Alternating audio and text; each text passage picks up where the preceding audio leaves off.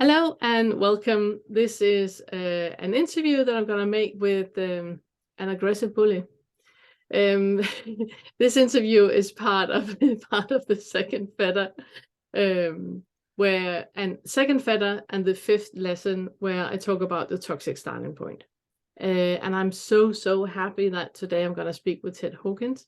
Thank you very much for joining me. We don't really know one another, and we just, before I started to record, we just talked about that, well, we're going to get to know one another now, and I'm really looking forward to that. The reason why I asked you if I may interview you is because we have had interactions in a meeting, and I just loved the things that you shared there. So I was wondering if we could first talk about, if you could just fill us in on your life before and after the FetterWork, where you're coming from, and the insights that you have had, along the way.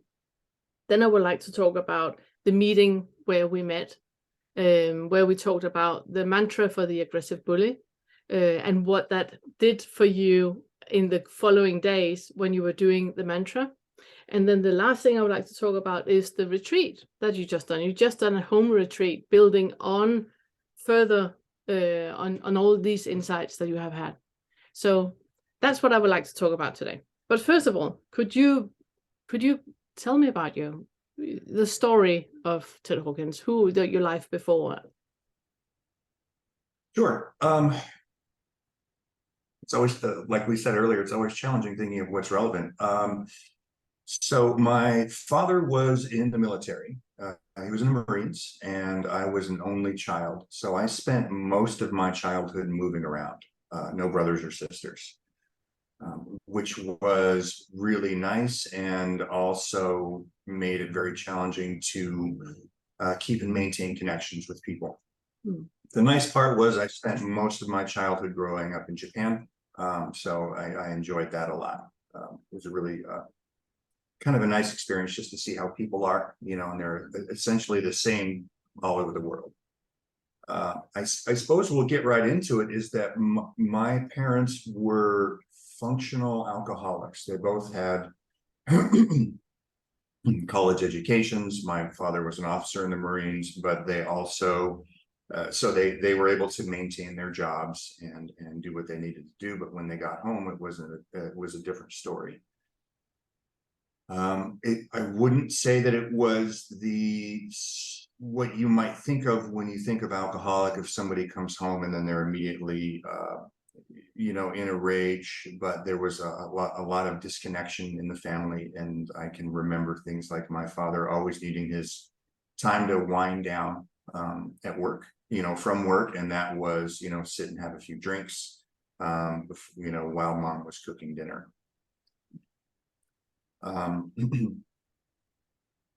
Speaking about me, I don't know why this feels important to say, but pardon me. My impression up until things got very unsafe in my life was that I always felt very sort of naive, but in a very good way, which I'm sure a lot of kids do, but very open. My mother was always fond of saying that I never knew a stranger, so I would just be very this sense of openness. And I think that in part was what ended up being stifled years and years later. So I didn't know that my parents were alcoholics. I didn't put two and two together on that one until I was almost 16 or 17. But before then, there were incidents that took me years to really uncover, that made me not feel safe. And most of these hinge primarily around my mother. So she's passed on. I'm not worried about, her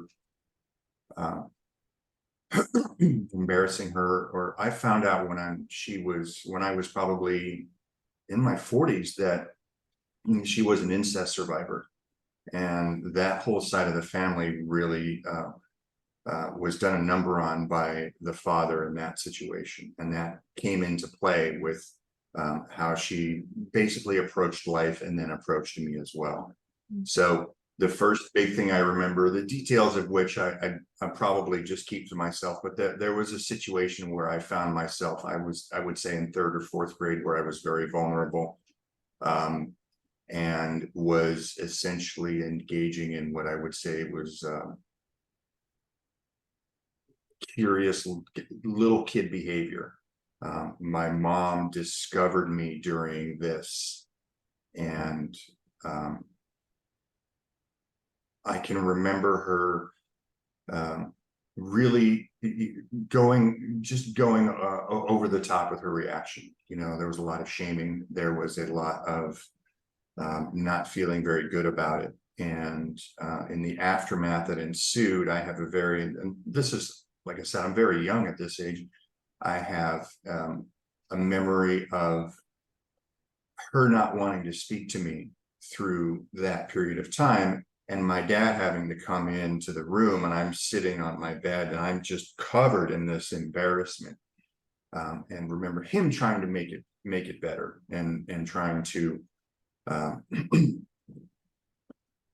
sort of talk me down off the wall. So that was just the first half of a larger incident.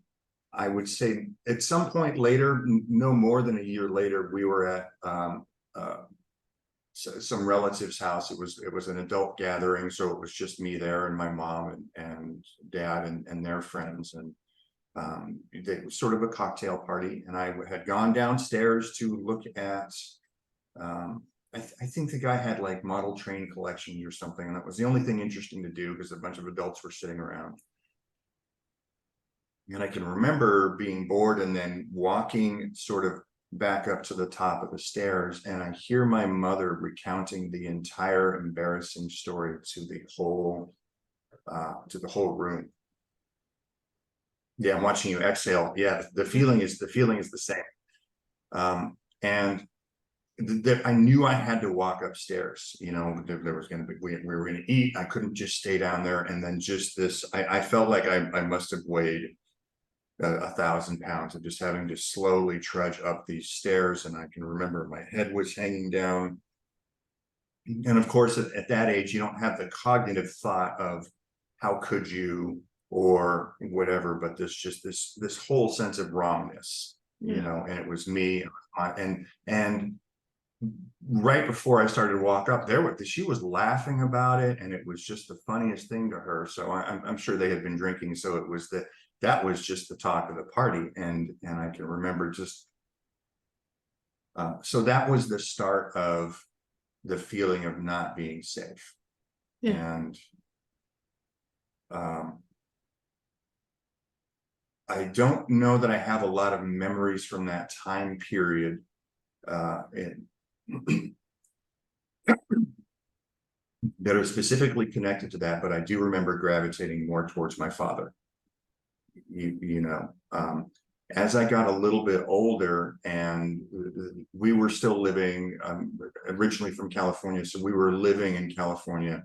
We got shipped overseas to Japan for 3 years, and I can remember that was where a lot of the behavioral problems started, and that is where I started to see sort of behavior patterns in my mom that were hard for me to understand. At this point, again, I didn't really start making connections until 13 or 14, but it started to generally feel a little bit more unsafe. I knew, you know, I had a best friend right before we moved to Japan. I found that I never wanted to be at home. I was always spending the night at his house. His name was Randy, and I was always there, and I would ask his mom if I could stay. It was at least once on a Friday night, and then many times I would push for like a Saturday and then stay into Sunday. And I just thought his house was more fun, which it most certainly was. My mother was very strict, sort of kind of a rigid personality.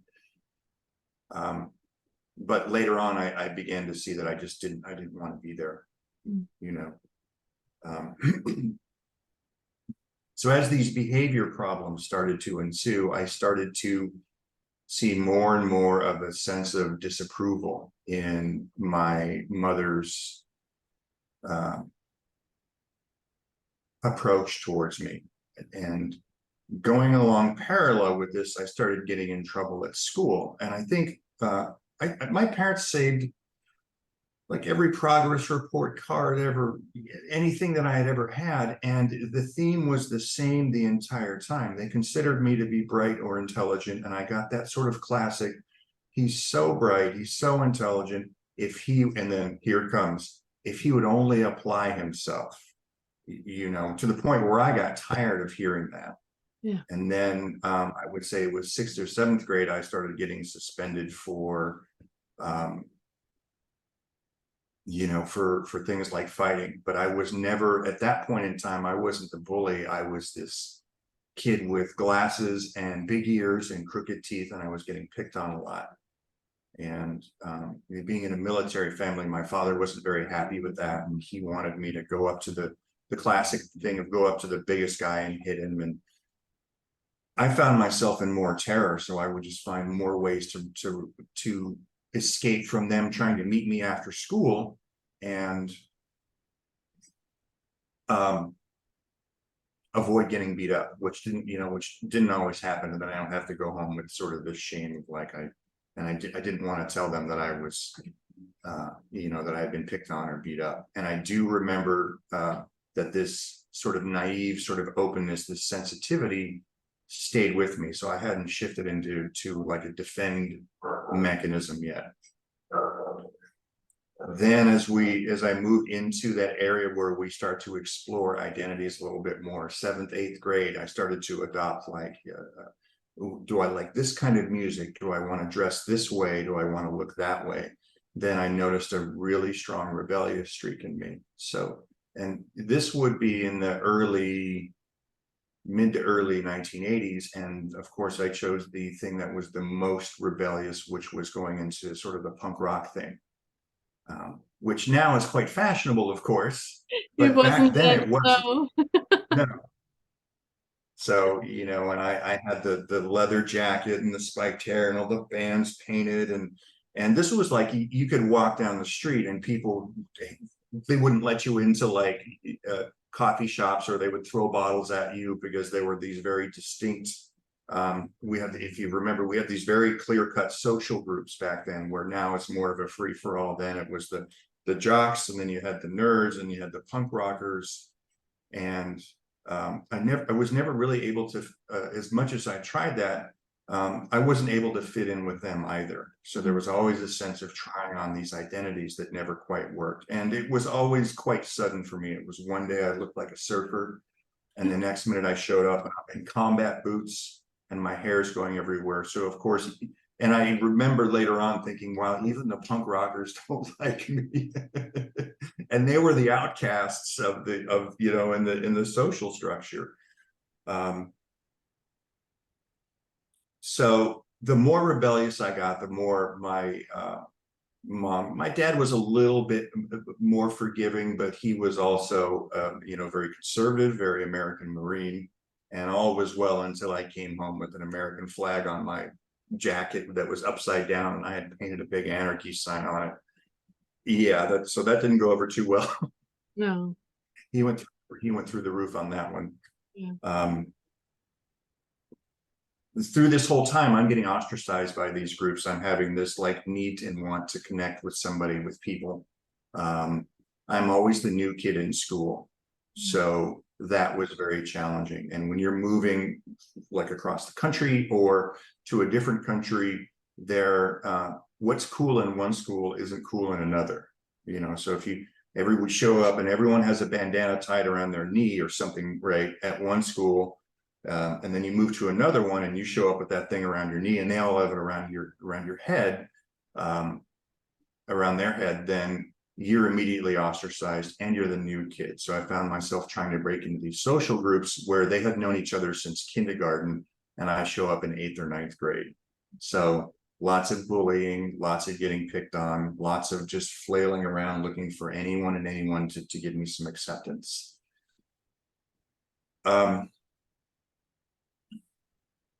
That started to level up in intensity, and moving more away from the parents. Just an incident that I remember that I remember really started to shape who and what I was I was hanging out in a bowling alley, and I was 13, but I'm very tall. So I was 6 foot at the time, and I'm assuming I looked like I was older. And a friend of mine and I, he was about the same age, it was decided that we were the targets that night for football players that were very big, very, all over 6 foot, all over 200 pounds, all in really good shape. And they beat me to a pulp. They wanted the punk rock leather jacket. They wanted to take it. And of course, fight or flight, and there's no way I can stand up to these guys. And so I'm like, hey, let's get out of here. We start running across the street. This guy jumps in front of me, hits me. I don't remember much else other than they stayed around to finish the job. And it was that terror, and it was that fear again. But the reason that something switched was it was so terrifying, and the feeling of being so helpless that's when I started getting aggressive. Yeah. It was as if I had been tired of being picked on my whole life. And also I got beaten so badly that I never said it out loud to myself, but it was just this, that's never going to happen to me again. Yeah. I'm never going to allow that again. And now, because I'm in this, I think that's when I started. I don't know that I was necessarily the aggressor in altercations, but I had been in, by that point in time and through the rest of my life, had been in so many physical altercations. But I wasn't the sort of what you would call the predator, where I wanted to go out and beat up on people, but I did have a mouth on me, and didn't like when people were pushing that sense in me, or they were bullying me. So I might immediately come out with a response. And then somebody would hit me, and then we would just start. And then of course, then the survival would kick in, and I'm like, I'm not losing. There's just no way I'm going to be that, feel that helpless again. So, most of the time I would come out on top, as it were. So moving now, I'm now about 15 years old. My parents' alcoholism is in full swing, and mom and dad like to play a game called, or dad and I like to play a game rather, called Let's Dodge the Wine Glass That Mom Throws at Us. So she would get it, whatever it was happening with her, she was getting a little bit more erratic, and I can remember hearing them fight, and watching her become more hostile. I do remember a very strong sense of cynicism, or sarcasm, and the what I would call abuse wasn't that I got beat or physically necessarily harmed.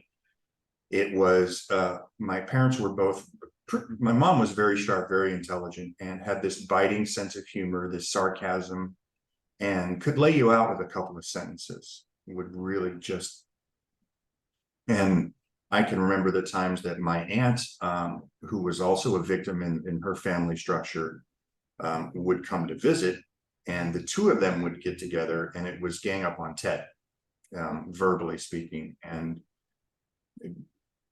I can remember sort of trying to spar with them and trying to keep up with them, and always, remembering sideways comments and trying to defend. And it was a game, but it wasn't a game, because it always hurt when they did it. Yeah. But I also had this huge pull at this point of wanting this validation from mom, or this attention. So I would stick around and just sort of endure the abuse. Yeah. So the next major incident that showed up that really surprised me, we had decided to go camping on the beach, just the three of us, mom, dad, and myself, and had built a little fire, and we're sitting around. I think it was trying to learn how to play guitar or something. And at this point, I'm in full swing, full like punk rock regalia. And I guess that mom had her fair share to drink that night. And then she tearfully recounted to me that night that all her dreams for me were shattered, which and now I'm cognitive enough to start to understand, wait a minute, you know, and I can remember this anger response in me, and because the messages, and I wrote down some of this in the retreat, the messages that were underlying there, or some of them said out loud, was immediately was not good enough, you know, not worthy, whatever it was I was doing didn't meet your approval.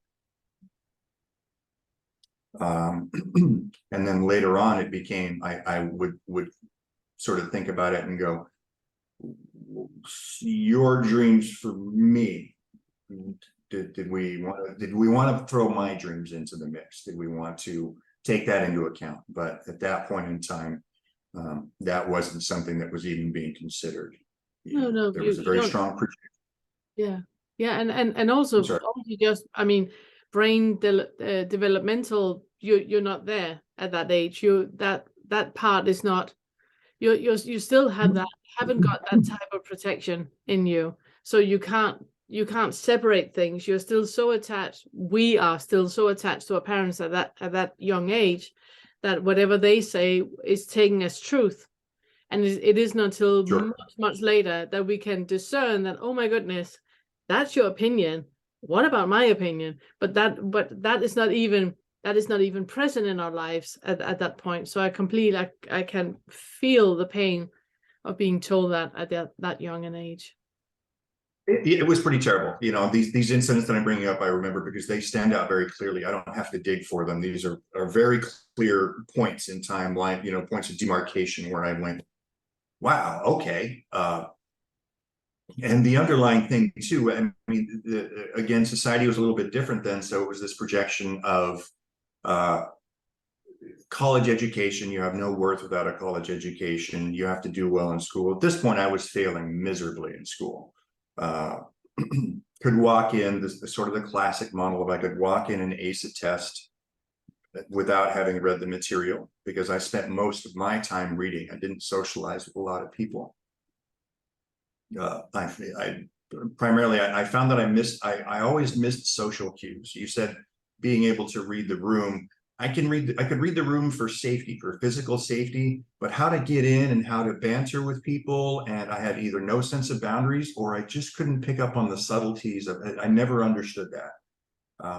I think there's still a little bit of a deficiency there, or something that I've trained where I really have to, just in lighthearted social situations. Okay, it's appropriate to say this, or it's you know, so there's this projection there of I'm supposed to be doing really well in school because I'm very intelligent, and then just moving the other extreme as well. And then it's talk about college and so, and none of which I had any interest in. And it got to the point where when I would think about that, I would feel very anxious because I had no idea what I wanted, you know, what I wanted to do. And as this is progressing, I'm becoming more and more antisocial. Finally discovered discovered marijuana. And that was the sort of the start of some substance abuse for me, which it plays a large part in most all of my life. And that was really nice. It was sort of a disconnect. Again, there was a far greater stigma around that. So yeah, I started cutting classes, pretty classic. Then eventually got caught. Got moved to an alternative school for those of us that don't play well with others in a group. And that only went so far. And I just felt like school wasn't for me. I wasn't learning anything. I didn't feel any smarter. I didn't feel like they had anything to offer. So we have a program in California that's like a GED, but you can get it before you're 18 as long as your parents sign off on it. And I convinced my parents to do that. So about this time, I'm starting to display some pretty violent tendencies. And the one of the few times that I was the aggressor started the journey into getting in trouble with the law. And a friend of mine who was a girl was dating another guy, and apparently he had thrown her around a little bit in an argument. And a friend of mine and I went over to take care of this guy, and without too many details, we left him in I left him in a pretty bad state. And that, of course, got me into some trouble. And it was, okay, you're going to go to juvenile hall. I got arrested. Once that happened, things started to change. So now I'm in a far more violent environment. Southern California's got sort of a very diverse kind of a gang culture in it. So I was really exposed to that for the first time, and now I'm in this scenario where it's really fight or flight, and it's very uncertain. So I went through that, and it was a short period of time in juvenile hall. Then they said, well, everything is based on substance abuse, so let's put you in a residential rehabilitation program, and let's see if that does anything for you, as opposed to just sending you away for 2 or 3 years. In that time, I was interacting with mom and dad, and that was when I confronted them, because now we were working with some therapists. They were trying to pull some stuff out of us, out of this group. And I went, oh, mom and dad are alcoholics. So I confronted them on that one. And subsequently, they both got sober after that. And both of them stayed sober for the rest of their lives. Wow. Amazing. So for my father, what's that? Yeah, that's amazing. I'm sorry. Yes and no. Sobriety, I think, sobriety can be beneficial, but if you just stop a substance, I think that there's a lot of underlying stuff. My take on it now is that it helped my mother and father to a degree, but I don't know that either one of them had either the resources or capabilities to dig into some of the far deeper stuff that had affected both of them separately in their lives, my mother especially. Yeah, the underlying reason to why they were drinking wasn't resolved. So that all surfaced. Yeah.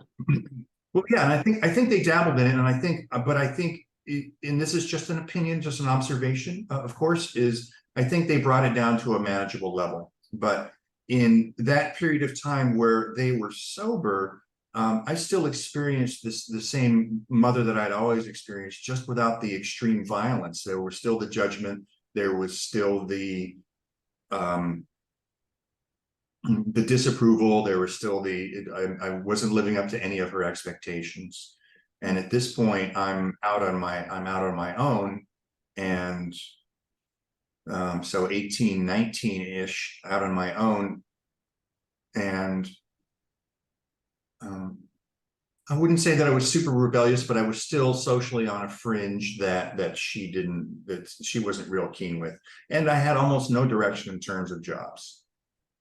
I remember by that point in time that it was very clear. I was sitting in my bedroom one morning, and I was looking at the classifieds in the back of the newspaper. Just remember how we used to find jobs, and everything was terrifying, and it needed college experience, or I didn't know how to do it. And I can remember that was my very first distinct, like, crippling kind of panic attack about survival. Like, how am I going to make money? What am I going to do? I'm clearly no good. I don't have any skills. Or so it was just go apply for entry-level jobs, which I did for a while. So fast forward into mid-20s, and I'm just I had finally gotten a corporate job. I don't know how I stumbled into it, but I was doing technical support. So I was this sort of the hot shot of this department, where I was doing computer stuff, and I went, okay, I'm pretty good at this. And of course, mom loved that. I had gotten sober when I had confronted them. So I was probably 7 or 8 years completely sober, no alcohol, no drugs, no tobacco, but wasn't really working on anything either. So then I started going to those, we started going to raves, and that was a whole other thing for me, which actually, in a lot of ways, well, there was a lot of drug use in it. A lot of it was more psychedelic, ecstasy, mushrooms, LSD. That was a pretty fun period of my life. I was around a lot of people. It's a very warm, accepting group. There was this crazy music. You have this empathetic thing. You'd be taking a lot of ecstasy, and wasn't like going to a party where everyone was drinking and you might have fights, or it might be a shooting or a stabbing. So that began to open up some things in me that were sort of repressed, because I was doing an awful lot of hallucinogens. And I think that would have been my first awakening experience, although I didn't know it at the time. And I'll touch on this one very quickly. We had all been out the night before, had taken a bunch of ecstasy, and many times it was, because of course that keeps you up. It was after the party ended in the morning. Let's go somewhere, usually like a park, just our little core group. We'd hang out. Maybe we do a little more, maybe not. We would just sort of sit around and bring a little radio. So we went to this place that has these really beautiful rocks, and we were sitting there, and somebody had given me some mushrooms. And a very dear friend of mine, it was the strangest thing I'd ever experienced. And keep in mind, I'm fairly lucid through this, because we're doing this all the time. So it wasn't like I was just completely disconnected. She looked at me, and all of a sudden, all the distance between her and I collapsed completely. And the sense of intimacy of she wasn't, there was no, I mean, if you had to do it in spatial awareness, it was like she was here, like in you. And it's so it's six-gut experience. So that went for a few hours, and then we broke focus, and then I was talking to everyone else who was, I don't think they were in the same space that I was in, but I was just like, wow. And because I had come from a Christian background, the only way I could describe it was, it felt like it was in the aftermath of the second coming of Christ. I'm like, this is what this feels like. This is heaven, and I'm expressing myself to these people in the sense of the unity of just this. And also, like, everyone had been there, like I was the last one to show up at the party. They were all waiting for me, and I was like, hi, I made it, and just this relief. It was really, I mean, it was quite beautiful, until it started to wear off. And we had decided it was time to go. I wasn't driving, so I was in the back of my friend's, the extra cab of his truck. And I can remember it starting to fade. And I can remember sobbing. Just, that grabbing, that I want it, where is it going? And this motif came up in me of, that was home. That's the only place I ever wanted to be, because it felt very much like home, and it had nothing to do with being high. It was just the unity of it. And so something was very different then. And I began to really get in touch with, there was a whole different way of, first of all, there was a whole different world that most people who hadn't taken psychedelics had never touched in. There was something sensing and feeling, and it wasn't just what we were told that it was. And because I was only able to access that state sometimes, not all of the time. There was a bitterness and sort of a frustration to not being there, and also chasing it. But when I was sober, through most of the, through most of my week and through my days, there was a discontent. I'm like, I just know there's a better way to do this. There's a better way to life, right? To live. And I looked around, and I seemed to be the only one that understood it. I would talk to my girlfriend at the time, and she would sort of nod and smile. And I'm like, no, this isn't, no, there's a more loving, there's a more open, there's a more intimate, compassionate, caring way to interact with people, especially, and with life. And I seem to be the only one that gets it, which of course makes you want to close in a little bit more while also trying to chase it and trying to find it. So, but I never connected it with like a spiritual experience or anything about reality or non-duality or enlightenment. None of that. It was just like, I guess you have to get to this place chemically was the thought, and hadn't really had any education that way. So from that period on began what I would call some very dark years. At some point in time, a few years later, somebody gave me some heroin for the first time, and it was funny that I didn't know what it was, having been around all this stuff for so many years. And then I was very naive about it. And, you know, it was, I was a DJ at the time, and we had just played a party up in LA, and we were all down at our friend's garage, and I went inside, and they were all sitting around looking very relaxed, and I was curious, so I sat down. This was the next morning, and they were doing the thing with the foil. They were smoking it off the foil, and I went, "What's that?" And my friend says, "It's Chiba," and I'm like, "Okay, whatever, let me try some." And I did, and exhaled, and that was it. It was, where have you been my entire life? And all was right with the world. And pretty much the answer to everything that I had ever felt, because in terms of feeling fearful, because that's a depressant on the system. You know, I never liked anything that was sort of that was an up. People that got into methamphetamines or cocaine, there's no way. It was just because that just made everything way too loud. This one took a volume knob on the entire world and turned it all the way down. And what I found was, and of course I didn't just jump in right away and start shooting heroin or whatever. I was working, and I was like, okay, I'm going to be the weekend warrior. But and because I knew that it was addictive. I didn't know how addictive it was, but I had heard stories. What I found immediately, I was just smoking little bits of it, that right away, when there was not that just general sense of fear there all the time, which it was subconscious. I was just happier. Yeah. And still functioning. And I would just go out and talk to people, and I was very open and just kind of like, hey, and I felt very like, how's it going? And very friendly and sort of loving, and like, this is great. So naturally the progression of that, over the years ruined my life. And there was ups and downs with that. And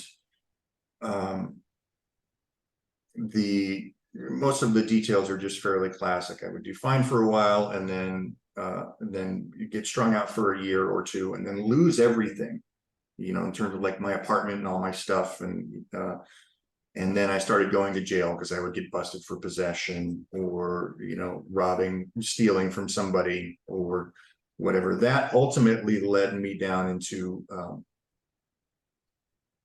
just the sort of the greatest sense of despair. And also what, in retrospect, what's functioning underneath this is still this, there's a better way. Like, I know this. I know that there's those memories there's a different way to interact with life, and I'm failing completely at it. And that creates that cycle, that loop of, well, I can't even sit with this feeling of failure, so let's self-medicate some more. Let's just get into it some more. And right before everything really fell apart, there were two separate incidents, and I had been feeling this for a while of, I tried to commit suicide. I was just at this point where I went, I can't, if this is the way it's going to be, I can't do this anymore. And it had nothing to do with wanting to be dead. It had everything to do with I can't feel this anymore. This is just way too much. So both times, I don't really understand what happened or why I'm still here. I do know that I put enough heroin in my veins. One time it should have killed me, and it didn't. And so I woke up the next day in a hotel room, and I had stolen a friend's car to go get the heroin, and had broken into my mom's house, and then I went back to the friend's house, and I woke up and there was a couple of police kicking me, get up, took me to jail. So there was that, and then I was able to get clean through that and kind of survived for a while. But inevitably, because I'm not dealing with any of this stuff, it would slowly start to the pull would come back. And I knew you would hold this back here as this ace in the hole of, okay, well, if life gets too hard for me, or these feelings get too intense for me, what I can tell you is it's always this. Yeah. I don't really want to go back. And the last time was really terrible. But if you get to this point where you cross over into that despair, you just go, okay, fine. It's pretty standard, classic addict behavior. And you go, just this once. And then that would start the cycle again. So by this time I had had a son, and had gotten married and had a kid, and was really struggling with trying to maintain my addiction, trying to be a father to this child, and trying to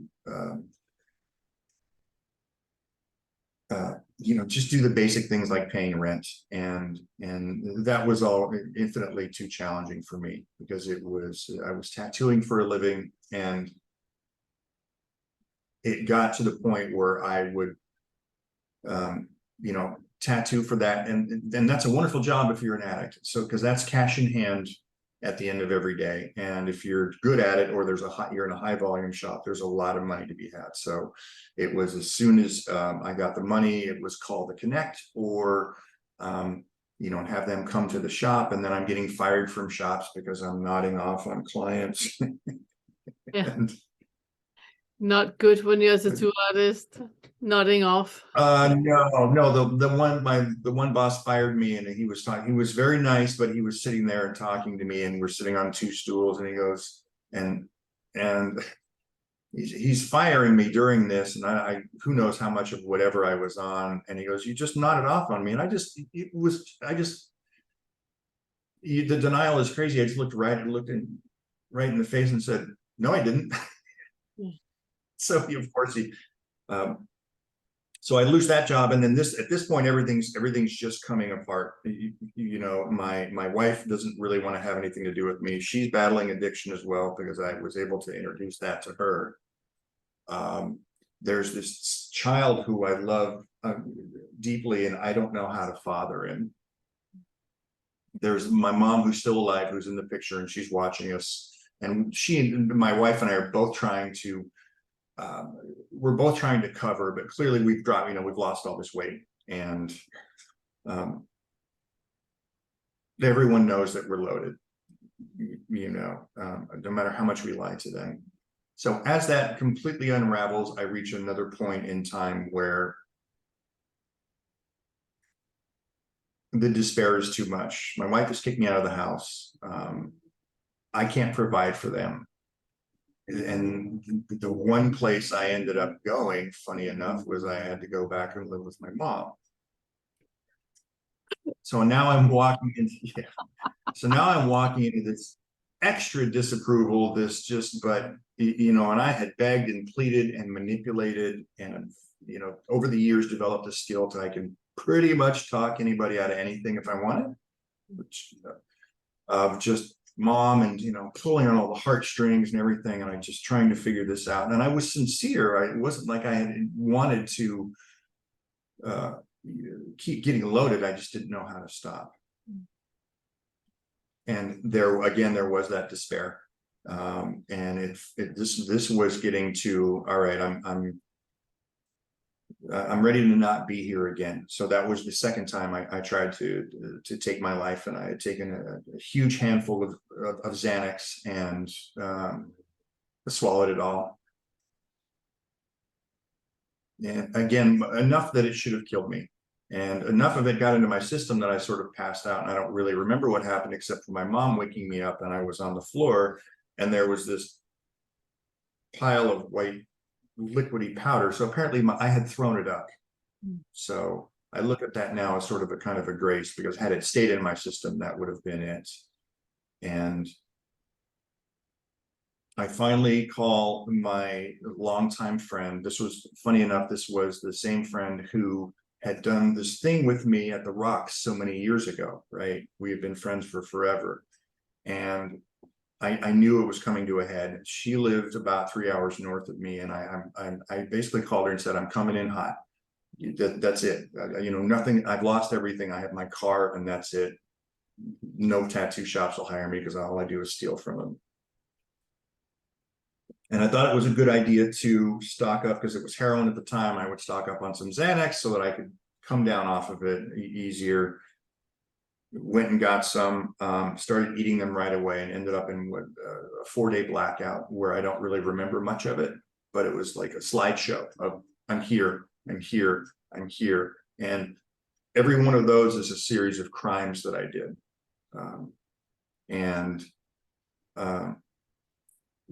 Which I don't really understand what I was doing, because I had gotten permission from my friend. I should have just driven up there and stayed there. And I'm like, well, I need to do this. And I think, I broke into I stole a digital camera from like a Walmart. And then I broke into a stereo shop that I didn't want anything out of. So I was out of my mind, essentially. And at the end of that, I was wandering around the store, and they sent the police dogs after me, and the police dogs turned me into a chew toy. And then I passed out and woke up, and that was the start of the prison term that I had mentioned in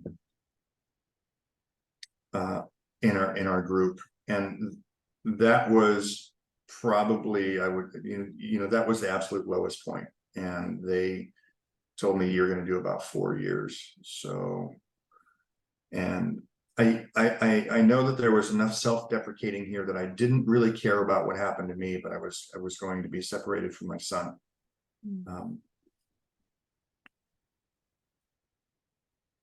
So this is where it starts to get better. And that now, by this point, just for age-wise, I'm in my mid-30s, and I'm still carrying this message from my mom of like, well, look at my, I'm in my mid-30s, what a failure you are. So the tendency towards self-destruction was pretty strong.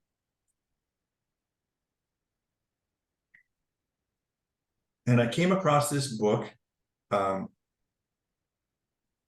friend of mine, we were all sitting on these bleachers of this baseball diamond on the prison yard, and he had this book next to him, and it said meditation. And I just riveted on it. I had tried some meditation before. I had a friend that talked to me a little bit about Buddhism, and I was like, kind of grabbed me, kind of didn't. And I found that I had devoured this book and went through it, and I really don't know what it was, but it was really appealing to me. And then in the back, there were resources that had other books in there, and I saw all these other books, and one looked really interesting, and it was The 3 Pillars of Zen, which is still one of my favorite books. And so I wrote my father and had him send that to me in prison, and I just devoured that book. And so I had 1.5 years, 2 years left on my sentence, and that was it. And so, I read the Enlightenment accounts, and there was a thing there that just, I have to have this. This is all that I want. And began to put myself into, working with the koans, working with Mu, putting myself into 2 and 3 day self-imposed like silent meditation retreats and walking meditation. And as a result of that, there was the first sort of sober aperture opening, sort of the Kensho that had happened. And it wasn't like anything that I could have ever described or explained. But it was, well, I can't describe it. I do know that I had been into working with this thing for 3 days, and we went into the chow hall to eat, and I sat down, and I was actually not working with the koan at the time. I was thinking about a friend of mine who was in the same building as me, and I was thinking about, he's always running around and doing these hustles and this and that and the other, trying to get this and do that. And the thought just dawned on me, I went, there's not a thing that we can do either improve or to make ourselves either less or more, like it's all just perfect. There's no effort needed. And then, and just like everything fell off, and I went, oh my God.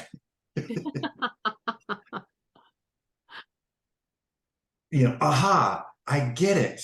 And then did what is now, I would say, the pretty stereotypical response to it. There was 2 or 3 days of bliss, there was laughing, there was crying, which is very strange to do when you're in prison, because the environment that you're in, are you okay? Or people think that you're a little nuts. So I would find little places to go off and just, stare at a leaf or stare at a tree and just you're sobbing, right? And of course, all the natural bliss that came with it. And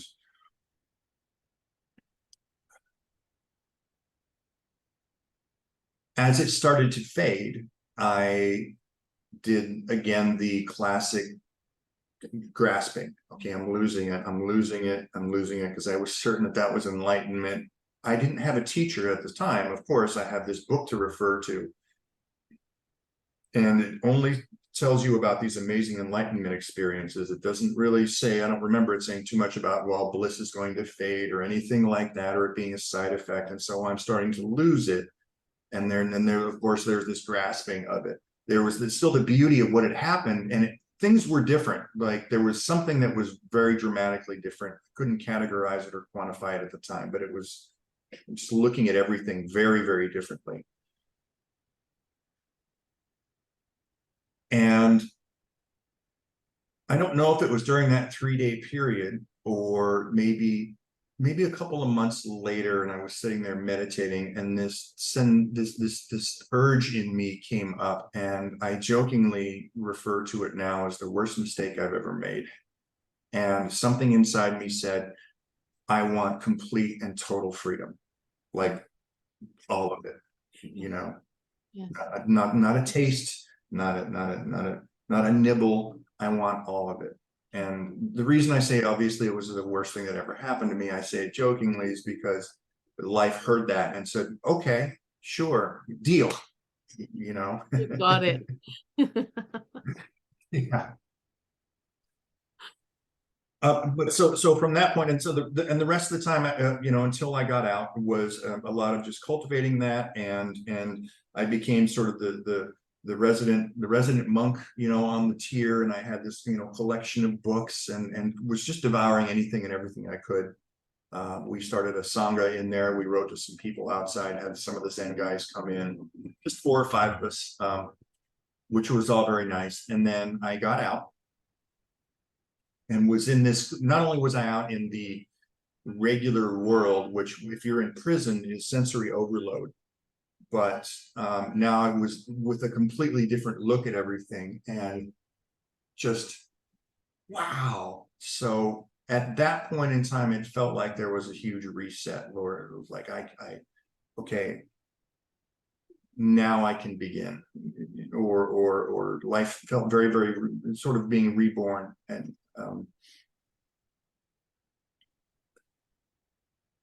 I immediately got into a relationship. I had to go and grab custody of my son, and that so life moved forward very, very quickly, and I kept the meditation. I kept there was still this desire to continue to go forward. I was still viewing the world through this sort of awakening lens. That didn't really change.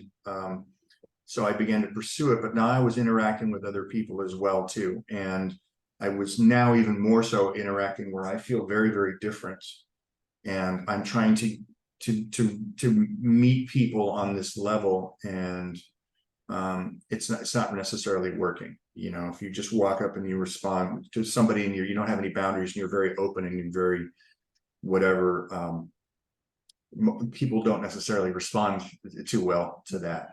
So that started the whole period of sort of very much deeper seeking, which went on up until I got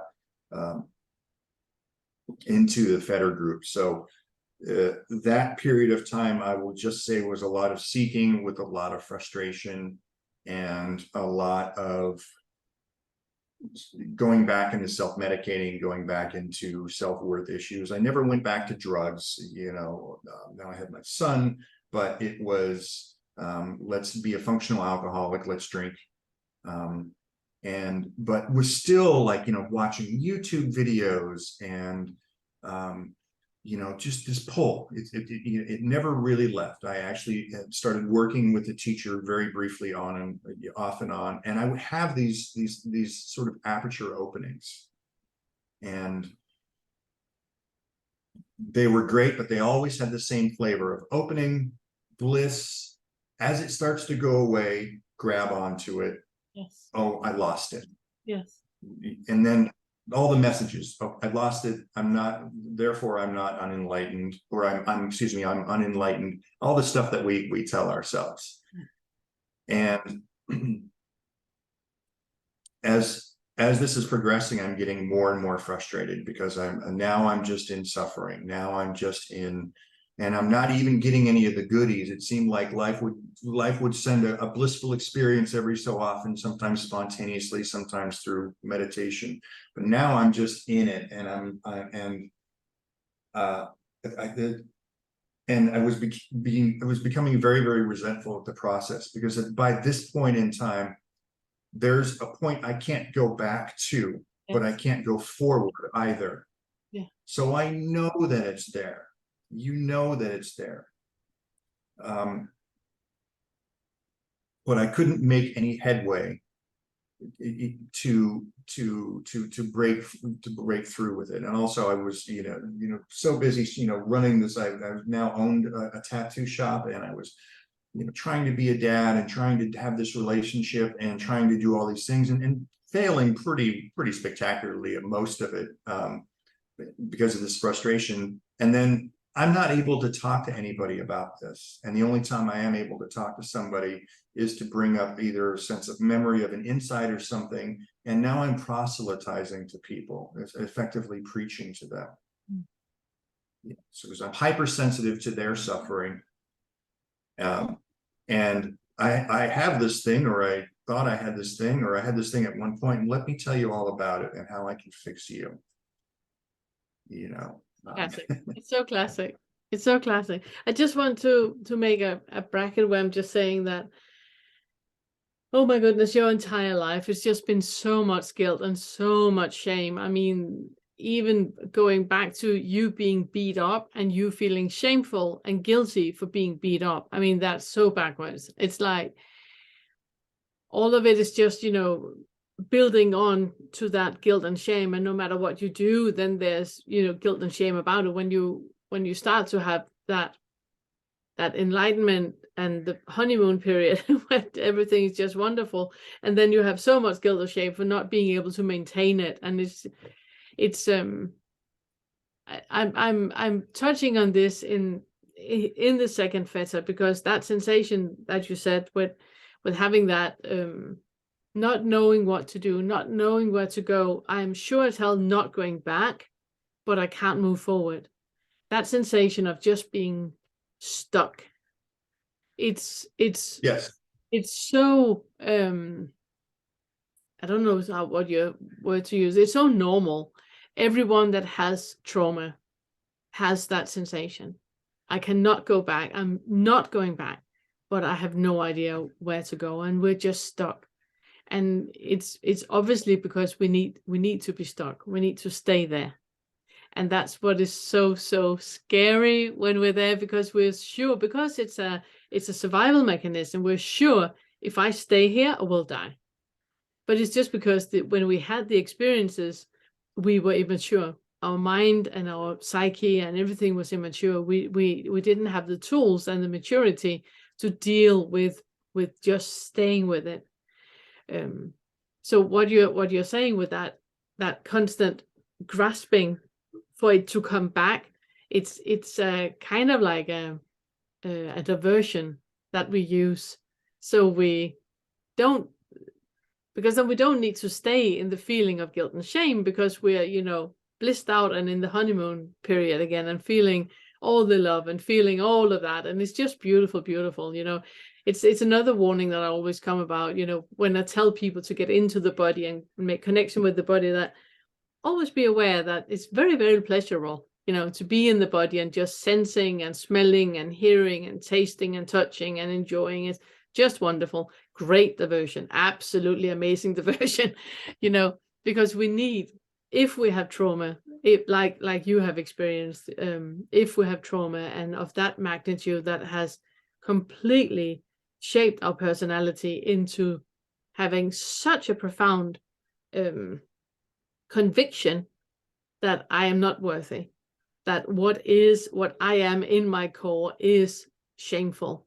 You know, there's carrying around with so much guilt, and every time you start to feel a little bit better, there's so many things you can pull up from the backpack, but I did this and I did that and I should have and I didn't, and you can just keep pulling up all the guilt up from your backpack. And that's why it's so immensely uncomfortable just to not do anything when you don't want to go back and you know you can't move forward. That's when you're supposed not to do anything. You're supposed just to stay and just create space to having that guilt and having that shame, allowing it to surface and really feel with it. And really, because you're an adult now, you can take little Ted, you know, under your wing, and you can, you know, caress him and love him and meet him and give him all that he needs without wanting anything to be different. Every single experience you have had is beautiful and it's amazing and is insights. There are insights hidden in every single experience you have had. But because we tend to not wanting that kind of insights, we would like the blissful insights, you know, not the trauma-bound, shameful guilt insights, not all the aggression and all the justification and all of that. We don't want those insights. But yeah, it's a great place you're at, right? Yeah. I couldn't agree more. There was definitely this, once I touched the bliss, there was a very subtle, even though the intellectually my mind would say that you're not supposed to connect the bliss with the enlightenment on an energetic level, I didn't care about that message. It was, and it was looking for relief, and also bliss equals enlightenment. Therefore, if it's not there, that I'm not. Yeah. You know, and it was like looking, there's that, did you ever see that old movie Amadeus back in the 80s?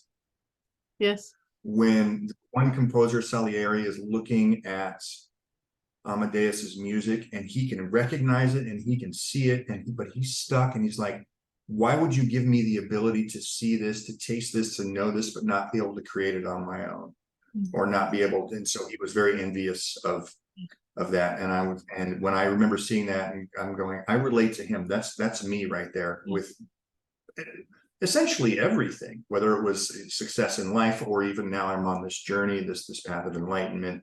So that, you know, failing at that as well too, started to really come up. And then still bringing those messages in, you know, you'd sit for 6 months or apply effort. I would do what my teacher had said, and I'm like, none of this is working. I'm still here. I'm still miserable.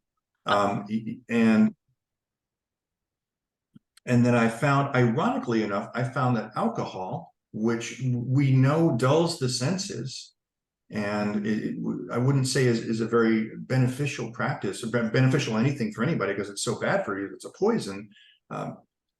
I was actually able to get into freer and more transcendent sort of open states in that, but they were distorted, of course, and there was always a window where after it would go south. But in the beginning, because it would dull all of those feelings of fear, the shame, and for just that little window, there was this openness. There was this, oh yes, of course, it's this, oh, you know. And so I did laps around that for years of doing, you know, just sort of trying to self-medicate that way. But then the shame of going, all right, well, you're only getting to this place, even though it's a distorted place, if you sit down and have a few beers or a few drinks or whatever. And that doesn't feel like I don't want it to be just like that, because I don't feel good, you know, obviously. Yeah. And So based on the lenses that I'm viewing things through, and this urge is getting stronger and stronger and stronger, but I'm not able to really lock it down into just, practice more or sit with the feelings. So I'm becoming more and more frustrated, and of course and desperate too. And so my decisions are starting to get worse and worse in terms of how I'm relating to the world. And so it was partly life and partly some of my poor decisions where my long-term relationship ended. And that was the sort of I would say the beginning of the end. My partner and I had separated, and she had moved back to California. We were on the East Coast at the time, but she left a year early.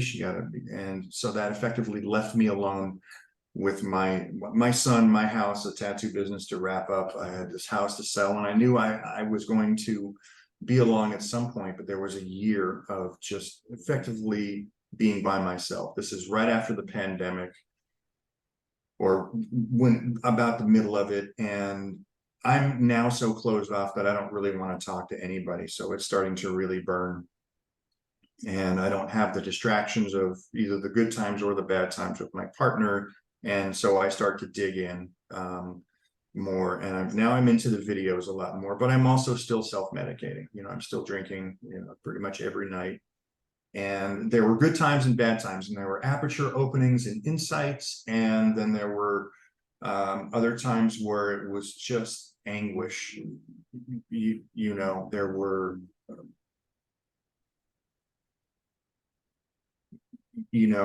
more, I guess, if you want to call them mystical experiences, or things when they open where I would have called it, I describe it then as like touching source, and you become really hyper aware of sort of the enormity of it all, and this sense would come over me that I could tap into occasionally, that said, I've always been here, always, always, always.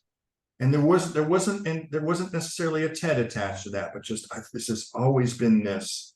And those brief moments where I would find myself having relaxed enough to sit in that, where you just go, yes, okay, it's all fine, just stay right here and everything will be good. And of course I fall back out of that. It's tons of those that would just come up and really just kind of shock me back into it. So then the seeking is now at a maximum, and it's time for me to finally make my way back to California. So I do reunite with my partner. Our relationship at the time is on the rocks. So it was, and I say this in a loving way, but it was like I moved into a hostile environment. No blame towards her. It was just how things went. But and I'm watching this, sort of unravel. And so now I'm really, really, really digging in, because I have nowhere else to go. And, of course, more things are happening, more events are happening.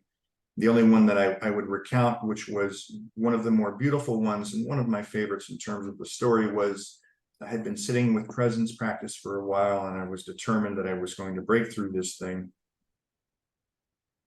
And at the time, for me, when it was presence practice, there was a very distinct sense of, me, object, whatever I'm looking at, but also a palpable space, right, in between the two. And I felt, everything would sort of compress, and you just really feeling into that. And I was doing that, and nothing was happening. And it had been a few days of really applying pressure. And so I get up in the middle of the night, and I'm frustrated. I'm having this, and I have to go to the bathroom. So I'm having this mental dialogue of, you know what, maybe I should just take a break just for a little while, because I'm frustrated. And I think I'm just going to take a break. And then I go back and I sit down on the bed, and I'm about 3 feet away from this dresser. And now I'm justifying it. I'm like, yeah, I don't really want to even do presence practice, and giving myself permission to take a break. And besides, because remember, presence has space to it, right? There's this thing. Besides, because I can't even do it because there's no space in between me and the, oh my God. And it collapsed, you know, and there was, and I just, oh, okay, all right. And I knew what had happened. You know, there was just the, but also it was 3 a.m. and I'm still got that little frustration in me, and I'm like, okay, well, great. If this is the case, I'm going back to bed, and if it's there in the morning, then I'll deal with it, you know. And I woke up in the morning, and of course it was still there, and it was nothing that I can necessarily describe, but of course I'll try. And I'm looking at objects, and the mind would tell you what it was, and you would, you know, I remember looking at this, I don't know, it was a jug of like tea or something on the kitchen counter, but I couldn't, I was like, yeah, but what's it made of? Like, it was just sitting there, just presenting itself like very alive, and I couldn't figure out, you know, the closest thing I could get to in words at the time was like, this is made of consciousness, right? And it was just everything you looked at, you were like, it wasn't the label, it was just sort of, it was self-presenting. And then I would sit down, and I'm looking at this teacup and this watch right next to it at my desk, and I couldn't, it was like I couldn't separate them out from my experience. I couldn't pull them away from each other. And they didn't like merge like in a movie or do anything silly like that, but I couldn't, and then I couldn't pull myself out of the experience either. And I think that was the one, that experience was really what kind of, oh, there's a whole other level to this thing. And so then, of course, that goes away after a day or two. But at this point, I had made some contact with Angelo DeLulo, and so I'm messaging him back and forth, and I'm standing outside, and I think I'm supposed to be putting Christmas lights up or something, and I'm laughing and I'm crying, and I'm hoping my partner doesn't see me because I'm in the middle of the street holding Christmas lights, and I'm sobbing, and it's all so funny. And just that was watching more and more of the stories collapse. But this is a repeating cycle for me of, okay, the story collapses. Yeah. And messaging Angelo over the next few days, it was all these descriptions that I had heard of listening to other people's accounts. I'm like, yes, of course. Yes, of course. Of course. But the fear would come up, and then it would reach, you know, and then I would clench here. I thought initially that it was the fear of losing the experience.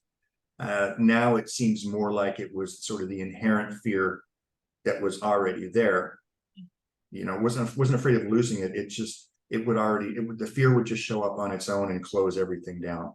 Not safe, not open. Don't do this. So fast forward a month or two, and my relationship is dissolved, and I find myself in the worst possible position. And now we're getting up to current events. Thank you. I know we've been at this for a minute, I think, right? So we're not running too long on. Absolutely not. Absolutely, knock yourself out. It's so, I just So want now it's so relevant, and it's so important. Everything you talk about, your entire experiences, the entire foundation, all of it is so relevant for, yeah. So please go on. Please go on. Great. So now I find myself in the worst possible situation, which is that I move out on my own, and I have not been on my own without like a roommate or a partner or the things falling apart since my early 20s. So 30 years, right? And I move into this apartment, but there was this sense, as backing up, there was this sense with this rift between my partner and I, there was this sense of I need to finish this. I need to wrap this up. This needs to, this back and forth is just, this is nonsense. I can't do this anymore. I didn't have the desire to go and be very self-destructive or get into self-harm. So the only other direction was it's time to wrap this up. So she and I are at odds on this one. And of course, we're flip-flopping. I'm angry some of the time, and the rest of the time I'm sharing to her of all this stuff that's happening with all this history. Of course, it's backfiring every time. And it's watching me one day be very peaceful and very loving, and the next day I'm losing my shit. And she watched this for years, but now it's even more intense. And I'm like, as our relationship is falling apart, I'm like, if you could only come over here into this side, we could fix this. Which of course wasn't the case. And now of course I see that, who am I to decide where people are at, and what is it that I'm going to bring to you, and what is it I'm trying to save, and all the stuff that goes with that. So of course she was very, very resistant to it, and like, that's great, but I don't want to. So that set me into, well, this is falling apart. This is all I have left in terms of pursuing this, and now it's all I'm focused on. So I move out, and immediately there's the massive panic attack, because now I'm in total fear. There's no security. There's no anyone to reach out to. And in my whole life has been the pattern of getting this validation from women mostly. And they are the band-aids, and they're the surrogate mom, and make me feel better and comfort and make that fear go away. And I'm looking at life itself and going, I don't know what I want to do. I've walked away from my career at this point, so I'm not working, and deliberately just that door closed for however long, possibly permanently. And it's just me in this burning of just, I have to finish this. The first day I stepped outside after I'd moved my stuff in, it was probably the most intense panic attack I'd ever had. And it was just this fear of the outside world. And then I never considered myself to be agoraphobic at all, but I was having moments of, I don't want to walk outside my front door. Yeah. And by this point, I have a bunch of practices. I have all of these slight openings or things that I'm referring to, or just knowing, I'm like, this is just right here. It's just right here. Just keep going. Just keep going. I got in touch with somebody that knew about LU, and he directed me there, and it was actually, he's been interviewed on Angelo's channel too, Eshwar. Yeah. Yeah, so I talked to him, and he immediately made me pretty angry. So because he said some things that I didn't necessarily want to hear. But there was this I don't care. And I remember something to the effect of, on the phone, he's like, are you okay? And I'm like, yes, it's just an anger response. It's going to go away in a minute. Continue. What were you saying? Because at this point you don't care anymore. Yeah. So I went through LU. I did that. That was just a matter of days, because it was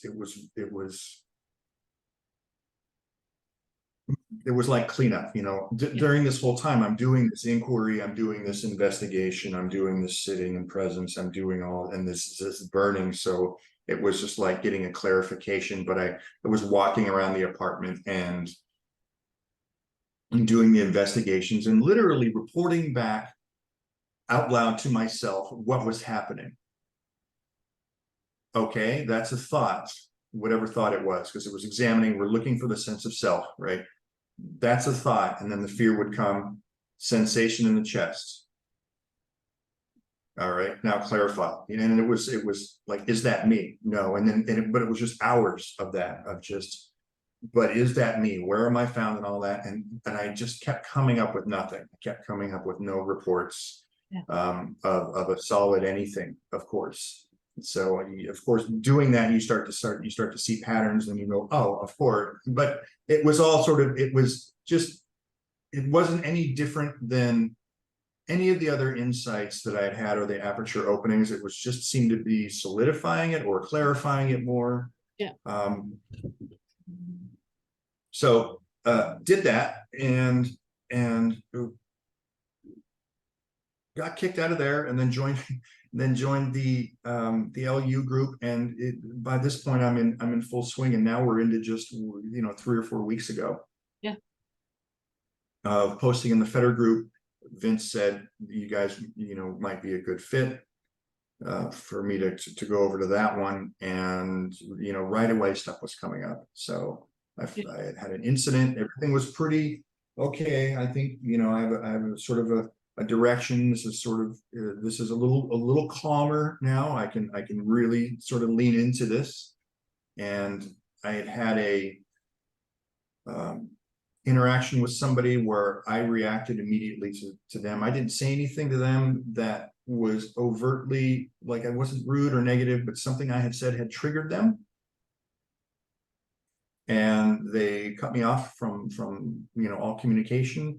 And I was very surprised, and not at their response. I could see how they had responded and saw that mostly, well, that was your reactivity, but it was how I responded to it.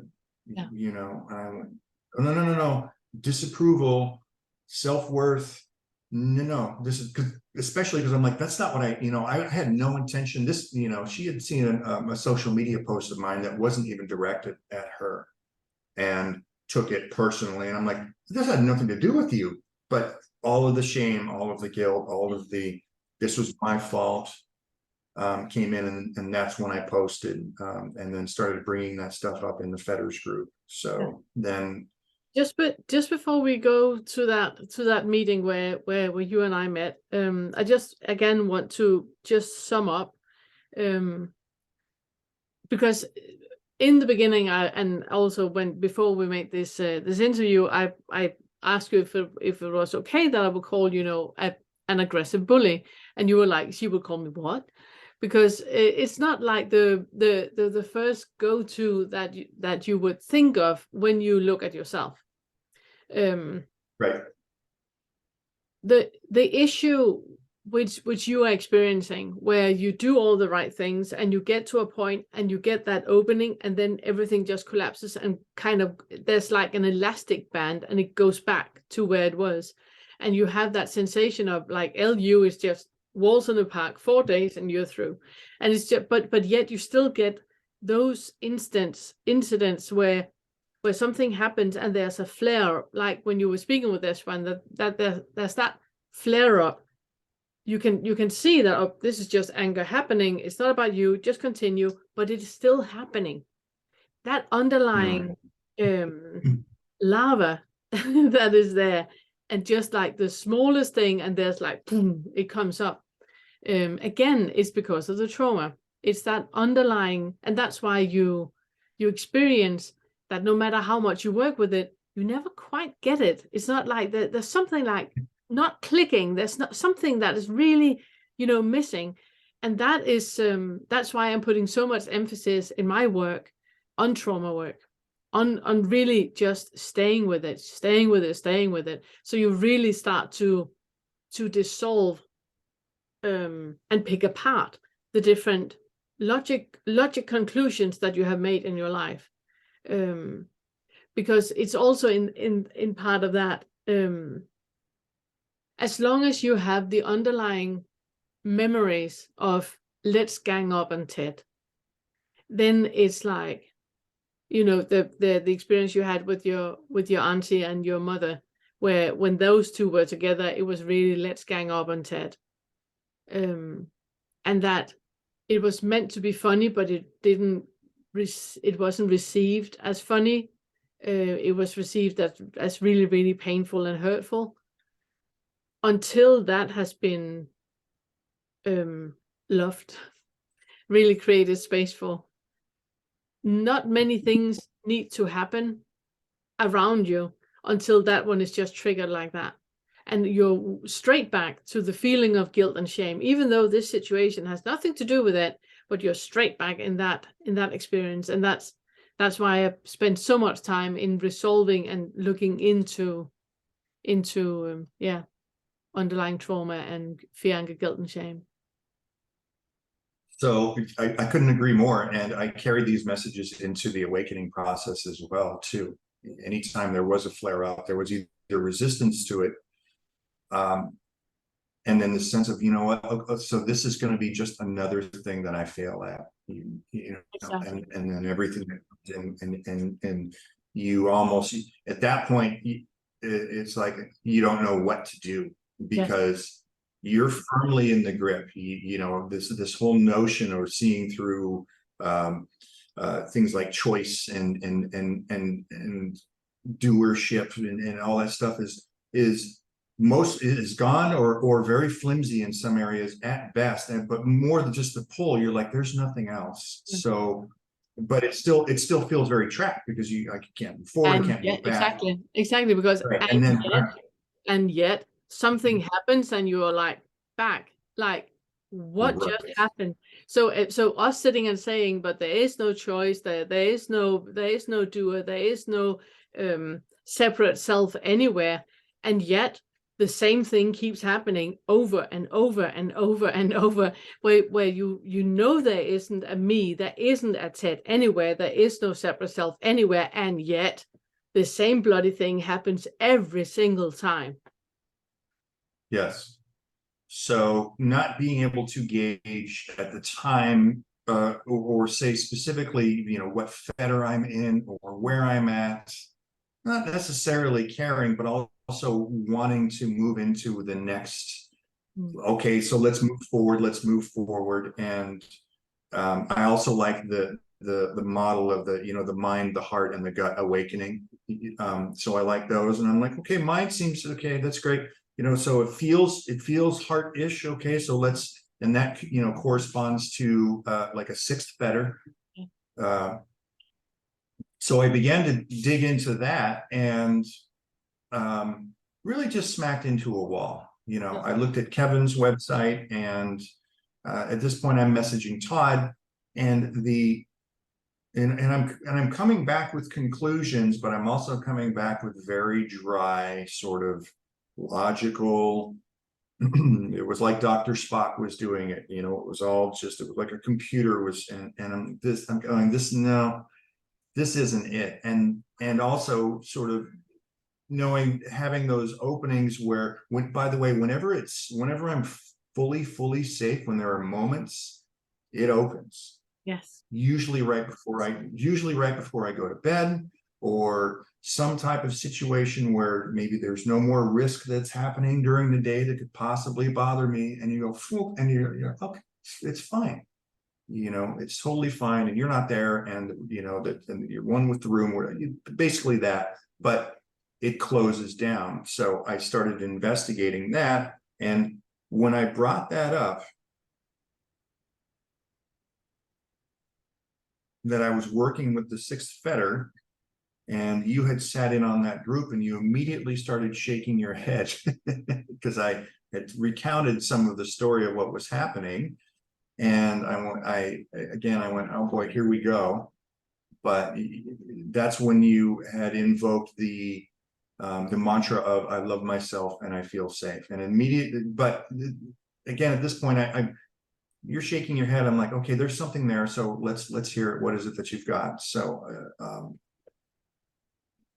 I began to immediately, you gave me that mantra, and I began to immediately work with that. And like, as I had closed my laptop after our Zoom meeting and sat with it for a few minutes, and right away, instant clench, instant, just right here, all in the chest area. And the more I worked with it, and I felt a tremendous sort of resistance to it. And at one point I went, that's really strange that those are the two things that I have never, ever been able to say to myself, nor would I ever be comfortable saying either one of those two things to me. Because why would I love me? Here's all my evidence as to why. Here's all my failures, and then the safety thing. Here's all of, here's this huge library of reasons I can invoke that tell you that I'm not safe. I'm never safe. You know, and I could go down the list, you know, starting from going back from the very beginning or the very end of like being in an apartment by myself and I don't know what's going to go on, all the way back to childhood, to the first not feeling safe and being betrayed by mom and all of that. So as I'm working with that and I'm feeling this sort of hot molten ball, I'm also going, well, there's no wonder I can't get through this sixth fetter, because the in here and the out there becoming one or being seen as the same thing. There's no way out there is ever going to be okay with in here, because out there is a threat. Out there is dangerous. Out there is where all the bad stuff happens, and it has been against me my entire life. And at that point, I quit. I decided to just stop working with the fetter, because I went, this is pointless. Move back into what you had said about the mantra. And what had been coming up through that whole week-ish or so that I had working with that was just, tons of old memories and just tons of tears, and to the point that I would find myself curled up in a ball of just crying and having to reference this. And over a period of days, I started to do things like I would rub the center of my chest, and just over and over and over again of like, I love myself and I feel safe. And then what began to come forward, and this got much more intense during the retreat as well too, was this entity, this bundle of memories and stuff that I now call little Teddy. And it's just residing right here. And I began an out loud dialogue. And I have to say that initially, when you told me I love myself, I feel safe, which was sort of wanting to sit in the body, the mind immediately said, this is counterintuitive because there's no self. Oh yeah. Oh, great. I'm going to go back into identification. Okay, what? Okay. And yet there's a knowing underneath that. You're like, no, this is what you have to do. So just dig in there. So fully put on, the suit again and get into the body. And as I'm getting into this body, I'm like, ooh, I don't know how much I've really inhabited this body through this process. Yeah. So that wasn't an opener. But going back to, there's this dialogue with, now it's me, sort of adult Ted and little Teddy, and we're dialoguing back and forth. And so over the days that I'm working with this, I'm talking to him and I'm sobbing and I'm crying and I'm like, I'm sorry. I'm sorry I wasn't able to take care of you. I'm much better now. I'm going to take care of you. We're going to go home. I'm going to take you home, but in the meantime, I want you to know that you can stay as long as you like. I'll never, ever tell you to leave. And that seemed to open up some floodgates where I was just sobbing. Again, just more of this woundedness. So I begin the retreat, and I shared this with you guys in the group, and I begin the retreat. And the first thing that came up was to start, I'm journaling through this whole process. So I'm writing a letter to mom, and all of this stuff is coming out, and I'm recounting all of this stuff, and being, some anger, and I'm like, hey, I'm sitting here with little Teddy. He's not excited, the standard processing. Why did you do this? How could you do this to me? The very first shaming thing, I'm like, I was a little kid. I wasn't doing anything wrong, and I didn't know any better anyway. And just on and on and on in that vein, and pretty much covered everything that I've covered here. But to her, and I did say, I said, well, I'm willing to forgive you, and I'm willing to, for lack of a better term, give you absolution, but not till I'm done with this fucking letter. So I let her have it, and that, of course, was very cathartic, and I moved through that stuff. And then it was after I had sort of done the mom thing. While I'm doing it and wrapping it up, I remember this little teddy bear that she had made for me. One of the few kind things that I remember, and this was something that I lost in one of those periods of losing everything in my life, and was quite sad about it. I mean, think I slept with this thing in my bed until I was in my 20s and then lost it. And it was day 2 on the retreat, and I said, you know what, I need to go get a bear. I need to go replace this stuffed animal. And by this point, he and I are in full swing, and sometimes it's him, and sometimes it's this very hot molten ball, you know, and you're just sitting with it, just sitting with it, just staying with it.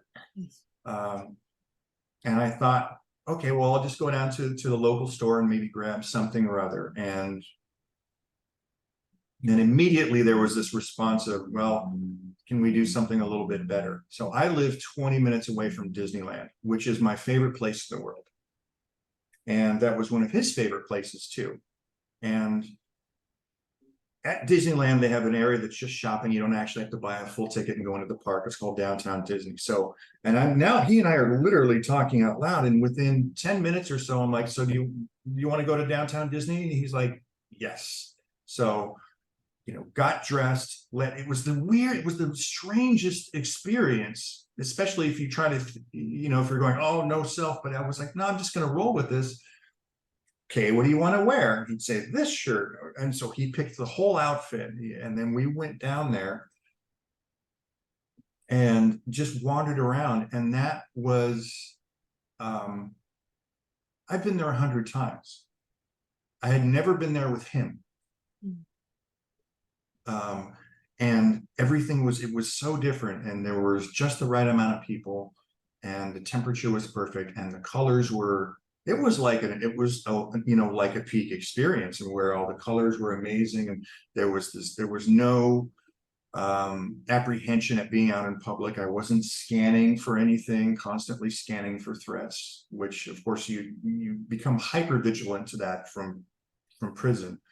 And it was just, and there's this sense of just he and I, and I kept going. I was like, okay, well, whatever you want, sky's the limit. You know, do you want to go get churros? Do you want to eat, you know, eat all the sweets? Because I don't really eat sweets. And it just whatever it was that you wanted. And so allowed him to sort of follow me around, you know, to guide me around. And we did laps on it. And we finally settled on this bear, which is what I sent you the picture of that. And, so the catharsis there was just amazing. And of course, I've slept with it every night since then. And just this continued, you know, dialogue back and forth. Now, what's happened so that was just day 1 on the retreat. It was 4 days. And then through day 2, it was more processing. And then starting to really see the defense mechanisms for what they were. I've always been in really physically good shape. It's even more so after prison. And, you know, I like to work out. And then I looked at them just covered in tattoos and all of this stuff. And it dawned on me that I had been afraid of everything my entire life. And I said it out loud and just started, I'm like, I had been terrified of everything. And I've created this, I'm talking to little Teddy, to this molten ball of going, I've created this whole exoskeleton thing that can defend itself now very well. And this has all been just to protect you, you know, but I've been terrified, you know, absolutely terrified. So, more sobbing and sitting with that. And then day 3 and 4 was really sort of just a decompress. There was just a sense of sitting with it, and you know, and I watch it sort of grow, and then it's there, and then it's not there. It's not that molten ball that it was. It will show up. It doesn't necessarily feel so much like little Teddy there anymore, but it's never absent. But then there's kind of a reminder when something comes up of a sort of check-in. And then I went, oh, this is what they're talking about, where the rest of the process can no longer be navigated from here. Yeah, mine's because I'm an expert in that. I have that broken down to every little nut and bolt of how it all is, and any description from any angle you want. And I went, this is no longer, this isn't serving me anymore. That's as far as that section of the fetters or the awakening from mind it has taken me. And I went, oh, navigate from here. Yes. Oh, this is what they mean. This is inhabiting the body. This is, body yes, body no. Yes. So, and Yeah, now we're absolutely. up. Absolutely. Sorry. Absolutely. It's what you're talking about there, and your trip to Disney, that's 9 feather stuff. That's you just completely being in the now and just being navigating by the body. This is the shirt I want to wear. This is the tea I would like to drink. This is the teddy bear I would like to buy. This is the churros I want to eat. That just complete presence and being in the body, and there's no judgment to, no, you shouldn't have churros today or anything like that. It's just it's just observing what is happening and just flowing with the body, and you're navigated by yes, yes, yes, no, no, no, no, no, yes, yes, yes. So you just navigate that complete sense of flow and synchronicity, and everything just falls into place, and there's no concern about the future. There's no retribution from the past. It's just that pure being. Yeah, beautiful. Yeah, go on. I would say that just real quickly. I will just say that happens a lot, but only when the safety feeling is there. Yes. Like you almost don't notice, like you won't really even understand what had happened for the previous half hour, but all of a sudden I'm sitting there with tea and a snack, or I'm on a walk, or whatever it is that I wanted to do at the time, or I'm taking a nap, it has to be in retrospective, like, oh, I was just. Yeah. But yeah. Again, safety has, exactly safety message. And again, that leads us back to the trauma. I just came to think of that. I forgot to say when you were talking about when you were self-medicating. I'm doing that, so you understand what I mean with that.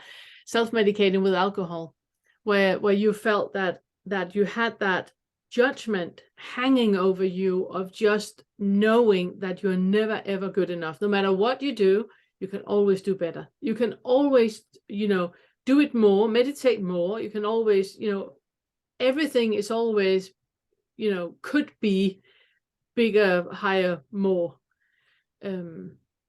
That is part of the aggressive bully. That's part of that hormonal pattern of fight, flight, where the adrenals and where norepinephrine is just present all the bloody time. And what happens when you drink is that part of the ego falls asleep, and then you're free. So it's why substance abuse is so normal for the aggressive bully, because it is a way to numb the ego so they can just be bloody quiet, for 30 minutes, where the ego is is high or is drunk or is anything. And then there's just that other side of you where you have the pure presence, where it is the 9 feather stuff and you are just pure there. But obviously it's not sustainable, because it is maintaining the delusion of an ego, because the aggressive bully is the ego. But until that selfing is okay, you will keep having that overlay of fear, and that overlay of really reading a room, and really being hyper vigilant in every single aspect of your life, because you're never ever safe. That's the ego that is telling you that. So creating those small bubbles where you experience that, like you say, oh my goodness, now I'm sitting here with a tea or a snack, and a snack, I was just relaxed and just in the flow, and it just happened. Or, oh my goodness, now I'm out for a walk. I was just, relaxed and in the flow, and it was just happening.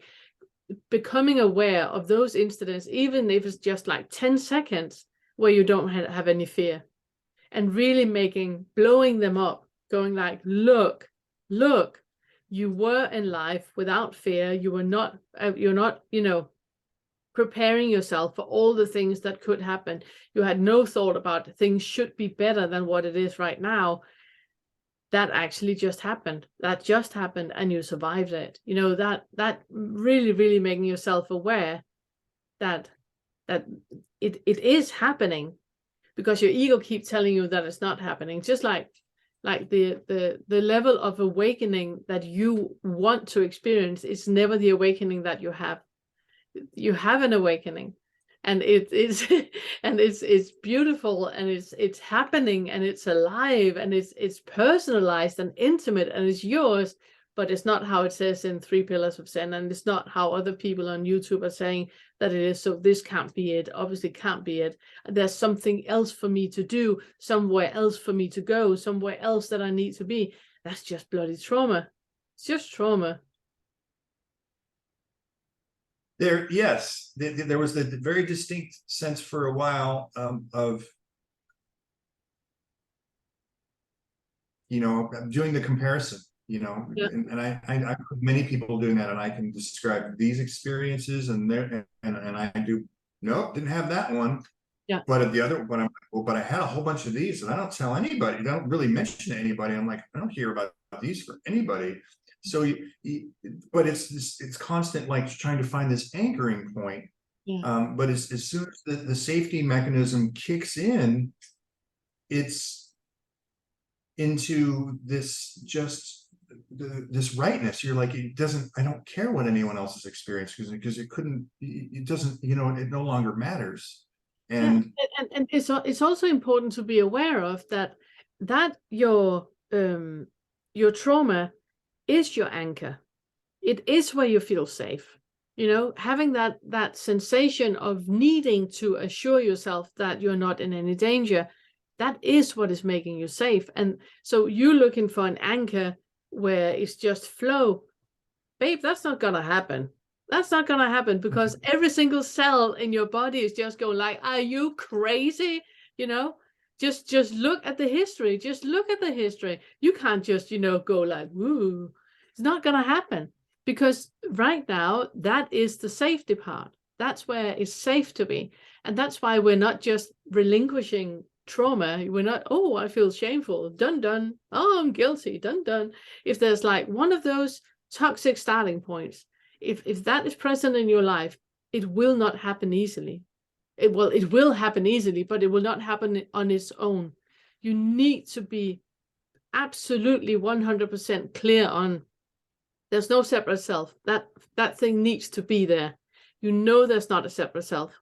But then the second thing is that before you can let go of a trauma, you need to own it. You can't throw anything out that you don't own. So knowing that there's no separate self, the first thing we tend to do is spiritual bypass. But since there's no separate self, funnily enough, I do not need to look at my trauma. Ta-ta! Then it's sorted. You know, you do. If you have a toxic starting point and you have that sensation that just the smallest thing and something explodes in you, or you contract in and into you, you know, if you're like the chameleon where you just go inwards and you make yourself smaller.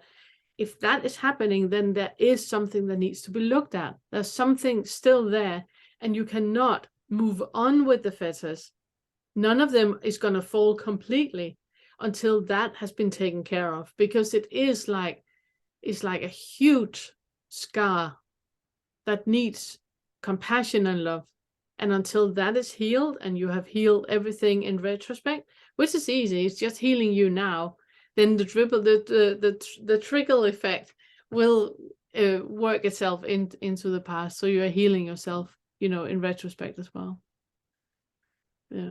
You know, I wouldn't dare to make any assessments about what is, you know, where I'm at or whatever.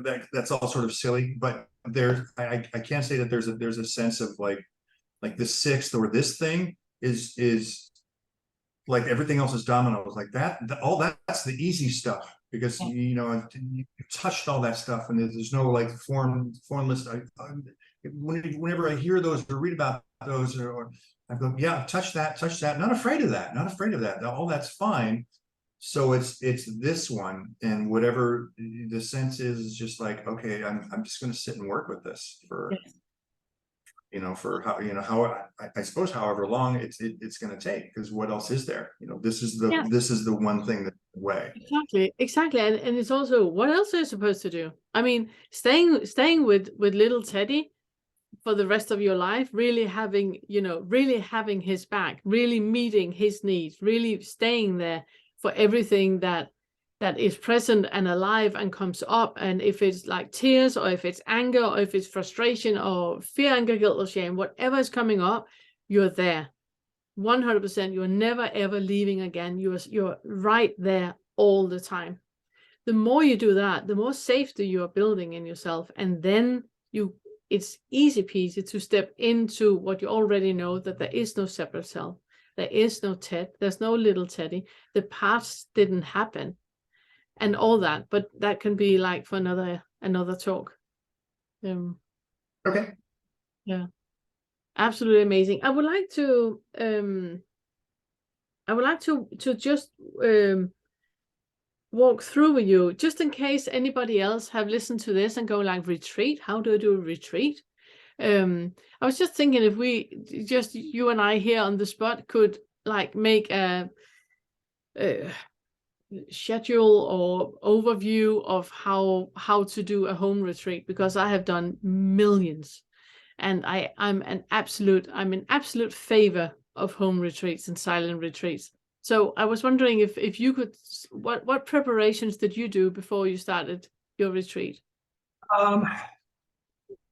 Well, this may be beneficial for some people. This may not, because is what we think of as a traditional retreat, and it has a tendency to have a lot of silence in it.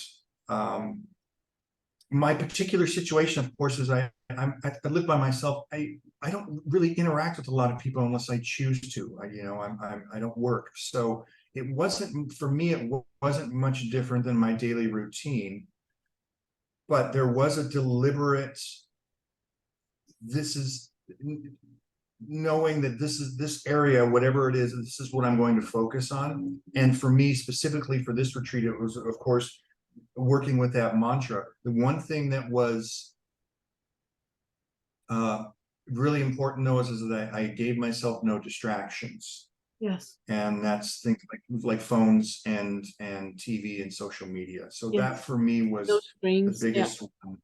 Yeah. But where it broke from a regular retreat, then it became sort of, I just was doing whatever I wanted to do, because it was the navigating from here. So I didn't stay in the house. I wasn't silent the entire time. It was, oh, so we're going to Disney, or, oh, you want to go for a walk, or, oh, you want to treat yourself to tacos from down the street. It was all of these things, but it was always having this here as my navigator. So I don't know if that model is beneficial for other people, but there was components where the distraction and the very deliberate, this is what we're here to do. It's super useful. It's super useful. I would absolutely agree. Like you say, have the no screen, absolutely. And then if the ones listening, if they're working with trauma, like Ted was doing, then have like a clear picture of what it is, what is the topic that you would like to look into, like Ted that he has with that is the little Teddy. So it's a picture from your childhood, from a period of your life where you felt safe and where you felt, comfortable. And even if your entire life has never, ever been safe, there's always pictures where you can remember, these 10 minutes where this picture was taken, that was actually really nice 10 minutes. And where you can look at the picture and look at the child, and you just have so much love and compassion for that little child in the picture. And it's easy for you to see that child is without guilt.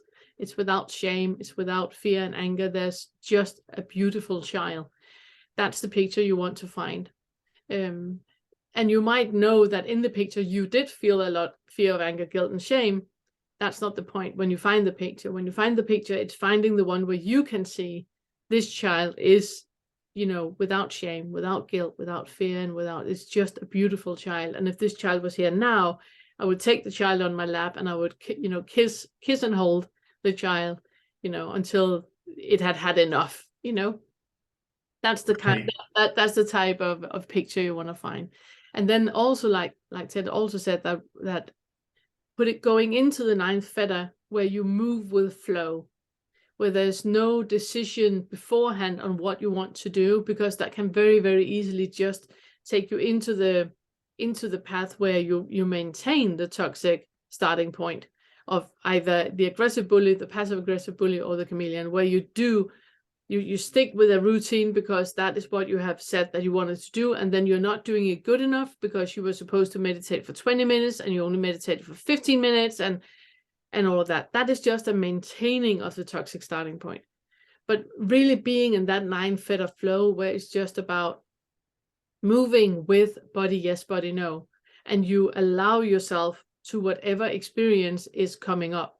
And then, yeah, obviously, skillful. I'm thinking that you could talk yourself into, anything, but that's not really a body yes, body no. I think that's for another talk. Yeah, so I think I absolutely agree. That's a great way to do it. Just an observation here that I really enjoyed was that when and this has been like this through the years, but it's grown too. When that safety switches on, in spite of all of this huge list of horrible things that have happened and all sorts of terrible things I saw in prison, and I'll spare you the descriptions, but just really people being awful to people.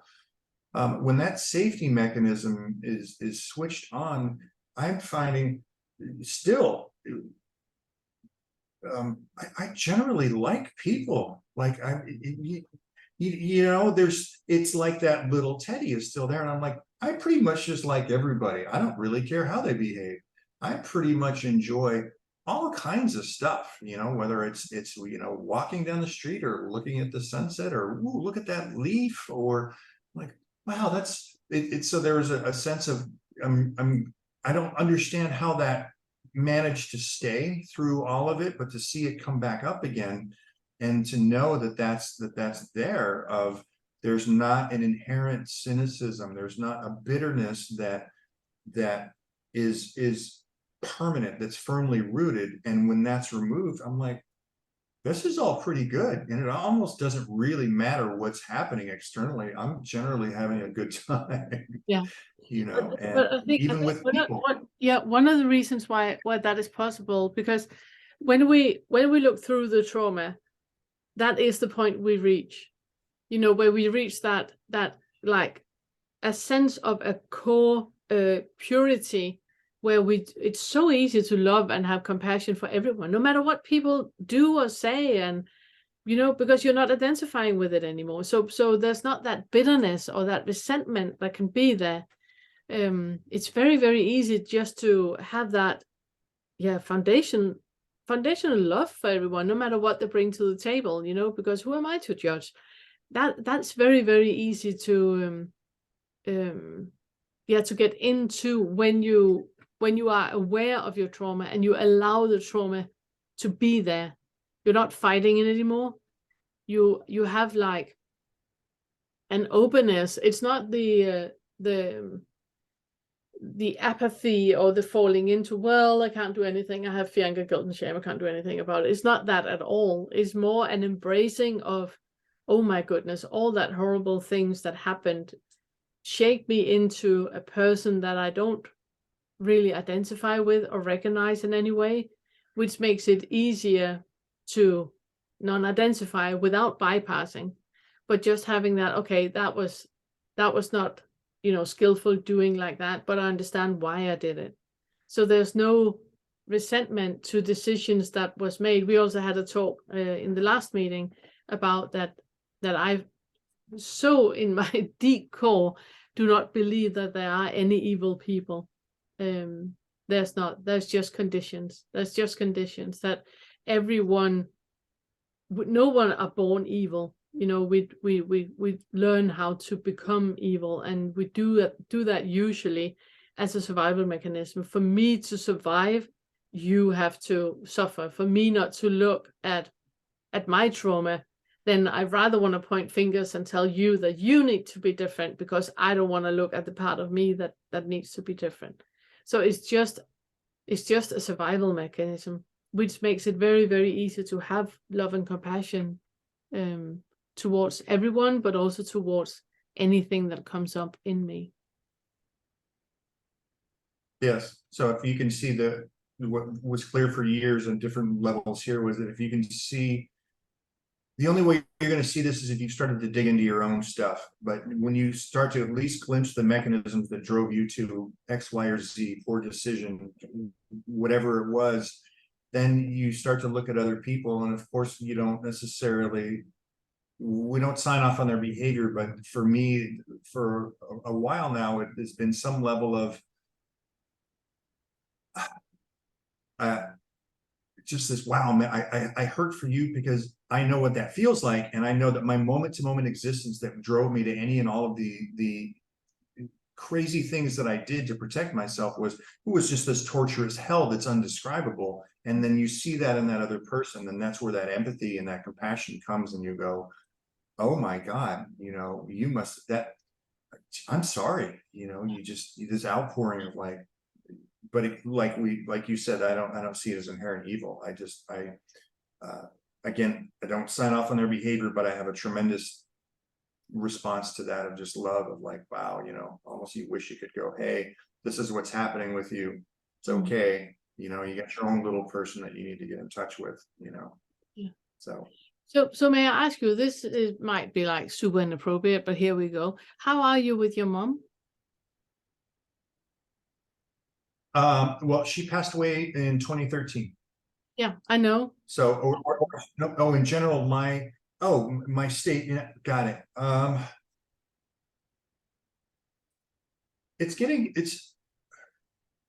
Do you see that I think yeah. Do you see that your mom didn't do anything wrong? Yes. Because I see that in myself too. Also, just in terms of circumstances, I also know her abuser, my grandparents, and I've seen the whole family, and it once, especially with writing that letter and really just letting it all out. And I understand, and I had moments of crying and feeling very, very bad for her, of like, I get it, and this was passed on to you, and then you pass it on to me, and then and then I had to look at, then I passed some of it on to my son as well too. Yeah. Where he's had some rough points in his life as well too, and it was just there's not a specific point of blame where I can say this is where it started, this is your fault, or this is your fault, or it's your fault. It seems like it stretches back as far as you care to examine it or are able to examine it. Yeah, and also that there is no fault. The whole fault placing and the whole guilt placing and the whole shaming placing, it doesn't exist. It's completely mind-made. There's only there's only responses and reactions. That's it. There's nothing more than that. That is like pushing play on a tape recorder. It's just what is happening when you push play. That if you haven't looked into the foundational reasons to why things are as they are, then it is just like pushing a tape recorder, and it's so predictable that whatever your mom did, and especially also stopping drinking, like you said that both your mom and dad did, where they stopped drinking, then there's no calm anywhere. There's no pause from the ego. It's just full on all the time, which must have been so painful, since she never talked about the abuse, and she never, saw a therapist or dealt with the abuse. So that huge sensation of shame that she would have had in it was just there forever. I was there at her side when she died, and it was sad to see that she died in some amount of pain. And I used to say that she hated me till the day she died. I wouldn't say anything that harshly now, of course, but she was in some type of pain and discomfort the entire time, and I watched that through the death process, and it was, Yeah. even though I had a lot of residual stuff in there, there was still this empathy of, geez, mom, you know, Yeah. I mean, I'm glad that the manifestation of you is no longer suffering, because it was pretty hard to watch. Yeah. Yeah. Yeah. And also knowing that the idea that you had of her hating you till the day she died, that's not possible. That's not possible. She can only ever love you, you know. She can, however, hate a lot of things about herself. She can, you know, have so much resentment towards herself that the only thing she can project further out to other people is what is hitting them, which is hate and resentment. But it can never be about you. It can never be about That you. came up in the letter. I said, you know, I said something, and it just came out before I had it. It wasn't even a cognitive thing where I just said, you know, and you were sitting there on your sober high horse, but also secretly hating yourself. And I went, oh, she hates her, you know, it had nothing to do with me. Nothing to do with you at all.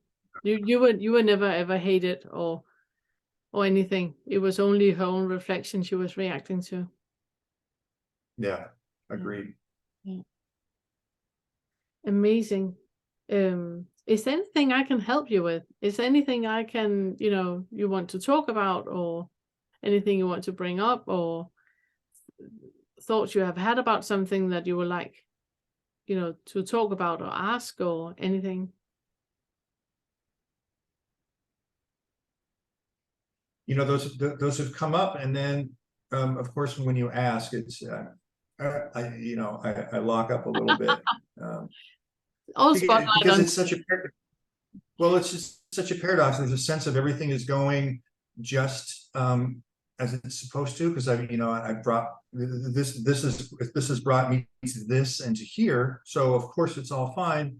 But I still sit with, there's still a keep going, and I don't know if it's fourth or fifth better, if, like, you know, I'm no spring chicken anymore. I don't care to spend another 10 or 15 years at this process. You know, I'm like, let's wrap this up. And I don't know if that's, I feel like I misinterpret that, or possibly, I don't know if that's the natural internal urging or a sense of impatience, and because it coexists with the knowing that that there's no choice, that it's just going to flow how it's going to flow. So maybe if you're getting something on that, if you have Absolutely. Absolutely. What makes you think that you're not there?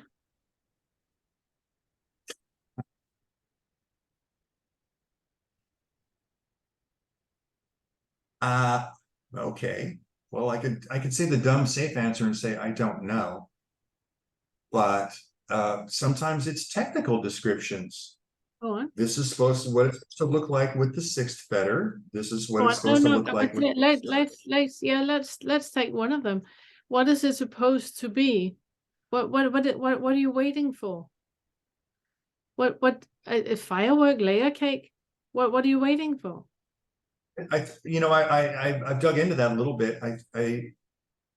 Again, a paradox of possibly some sort of, but again, I'm referencing descriptions. Notice I'm not finishing a sentence, because I'm like, no, that's not true. No, that's not true. No, that's not true. And at the same time, I go, I've had all the firework experiences that I'll ever want or need. That's not what it's. Those are pointless, because they're experiences. So what makes you think that you're not there? The only thing that's different between before waking up and after waking up is that you're no longer waiting to wake up.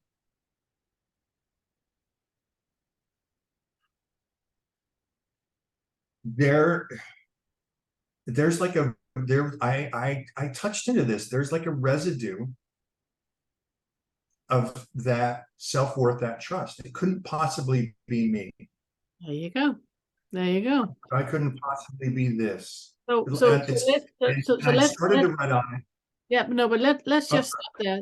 Let's just stop there, because that's a very solid, assumption that you couldn't possibly be awake. I mean, look at that history. Look at all that guilt and shame. Look at that, all of that. That can simply not be. It's beyond you. Something huge needs to happen to you before you can say that you're awake. Is that true? Are you sure about that? no, I'm not sure, because because it flip-flops and it's not there all the time, and it coexists with I have always been here, and it coexists with yes, of course. And it coexists with some stuff that's like a deep, for lack of a better term, with a deep knowing that's immovable. Yeah. How could it, I mean, how could I not? Yeah. So Have I so not so be if this? so if you right now in your direct experience where you sit right now, and you are with your trauma, so you're with little Teddy and you're just here having a conversation with me right now, what is missing?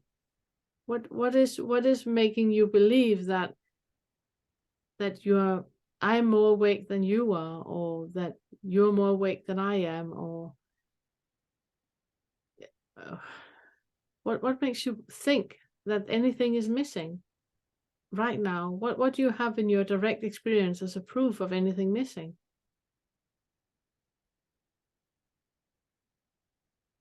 Second, I'm doing a thorough scan. So Yeah, before I I'm answer waiting. that. I'm still here waiting. We're not in a rush.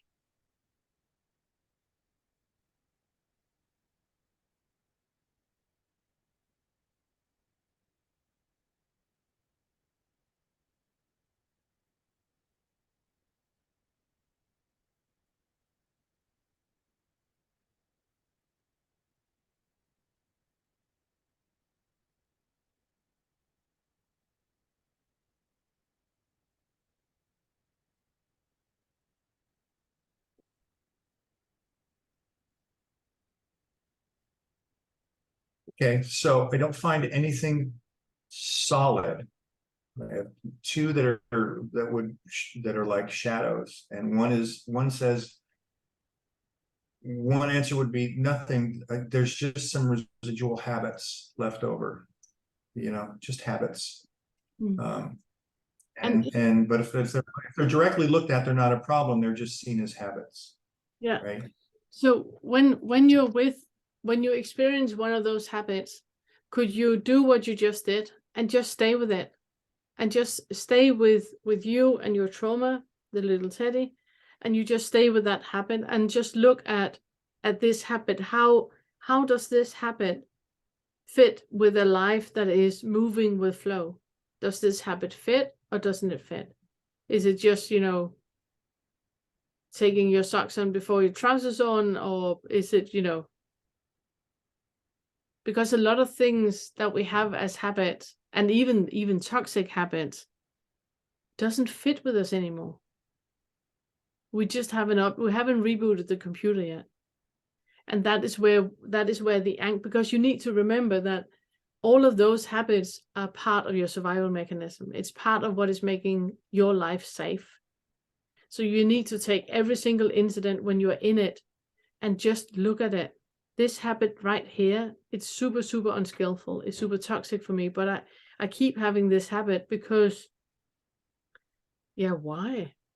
And then you just stay with the trauma, and you stay with the trauma, make contact with your body, really, really feel into it.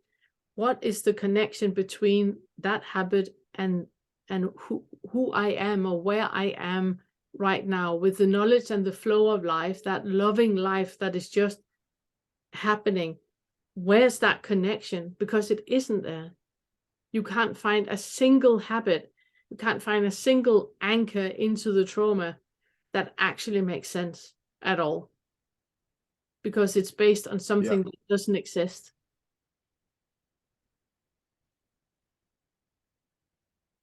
Yes.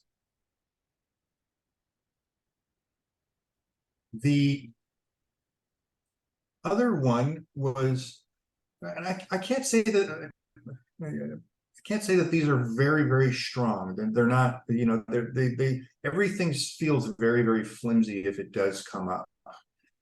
But that being said, there was and I think it goes back into the trauma a little bit of the personality, you know, the way that Ted is plugged in.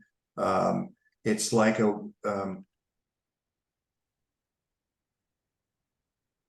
a permission to, it's like I'm waiting for permission to just freely express myself as that.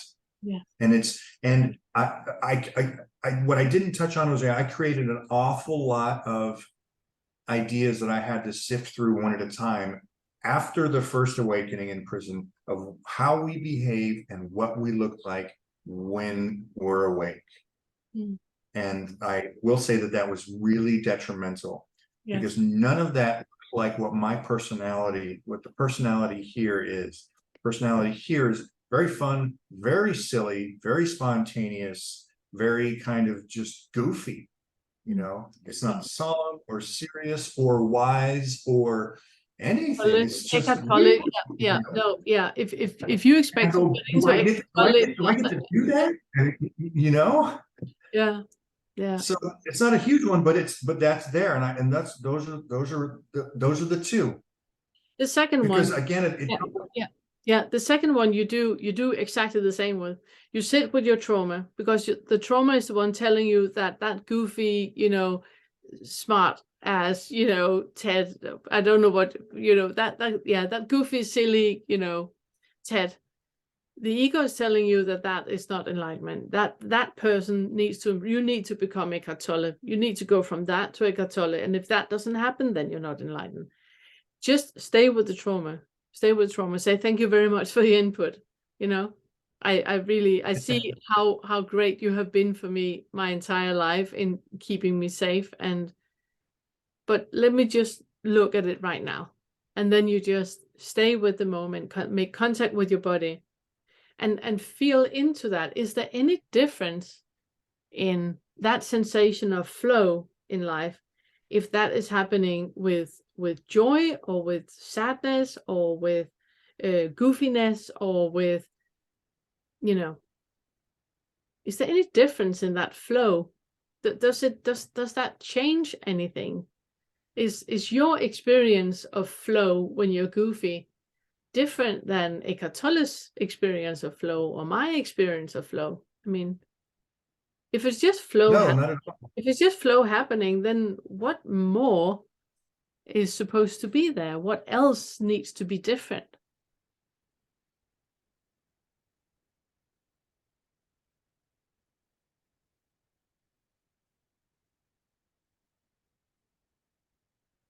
And really ask yourself, why? Why can't goofiness be in flow? That's an odd one. Yeah, well, I think I got into another one too. There was a period of time I had fancied that I was going to share this with other people. You know, I started a social media page. I wanted to start a YouTube page. I was going to be a teacher, and there was an identity that went into that one too. And so that was sort of hard to let go because that created an importance and a validity. Oh my God. Yes. Yeah. You know, but it got to the point where I stopped. I was recording these videos and I was sharing them, and I went, I can't think about this right now. You know, this is not. No. Also, as long as you have the trauma, then it's the ego. Then the identification is there, and then you're in the wrong path. It's the wrong path. Yeah. If you keep, I prefer calling myself, you know, not a teacher, but a reminder. I'm just reminding you of what you already know. You know, I'm just, and the YouTube pages, the YouTube channel that I have, all the lessons that I do is just reminding people of what they already know. I'm not bringing anything new to the table at all. I'm just reminding you of what you already know. I haven't said anything that you didn't know, you know. As soon as you started to do the Right. sentence, you know, I love myself, I'm safe. As soon as you started to do the sentence, you were like, oh my goodness, I can't do this, you know, but you knew that. You knew that. So it's if you keep seeing yourself as a reminder, and when you start to guide people or to help people, you're just a reminder. There's nothing enlightened about you or being a teacher or that is, you know, revered or anything like that. It's not how it works. That's how it works. No, I can only speak from my own experience. You know, I think there was a creation of a whole, the goofy, sort of silly, you know, it doesn't sound very, it doesn't, you know, it never sounded very wise. It certainly doesn't sound like any of the books that you read, or even some of the people that you see that you're like, wow, look at them. But obviously that's still a construct, but that was there for, Yes. well, I think it just fell, I think it just fell off. Yeah, good. I'm glad. Like, I just felt like I just lost about 20 pounds. So maybe Well it done, was just a needing to say that. yeah, well done, you. But it's so crazy with those constructs that we create, that we know there's no separate self. We know that, but we still have ideas of how things are supposed to look. And when we really, really look at it, connect with our body and really, really look at things, we just see that it's just bloody constructs. It's just constructs. Who says you can't be goofy or funny or anything when you're enlightened? Of course you can. Right. I'm hilarious.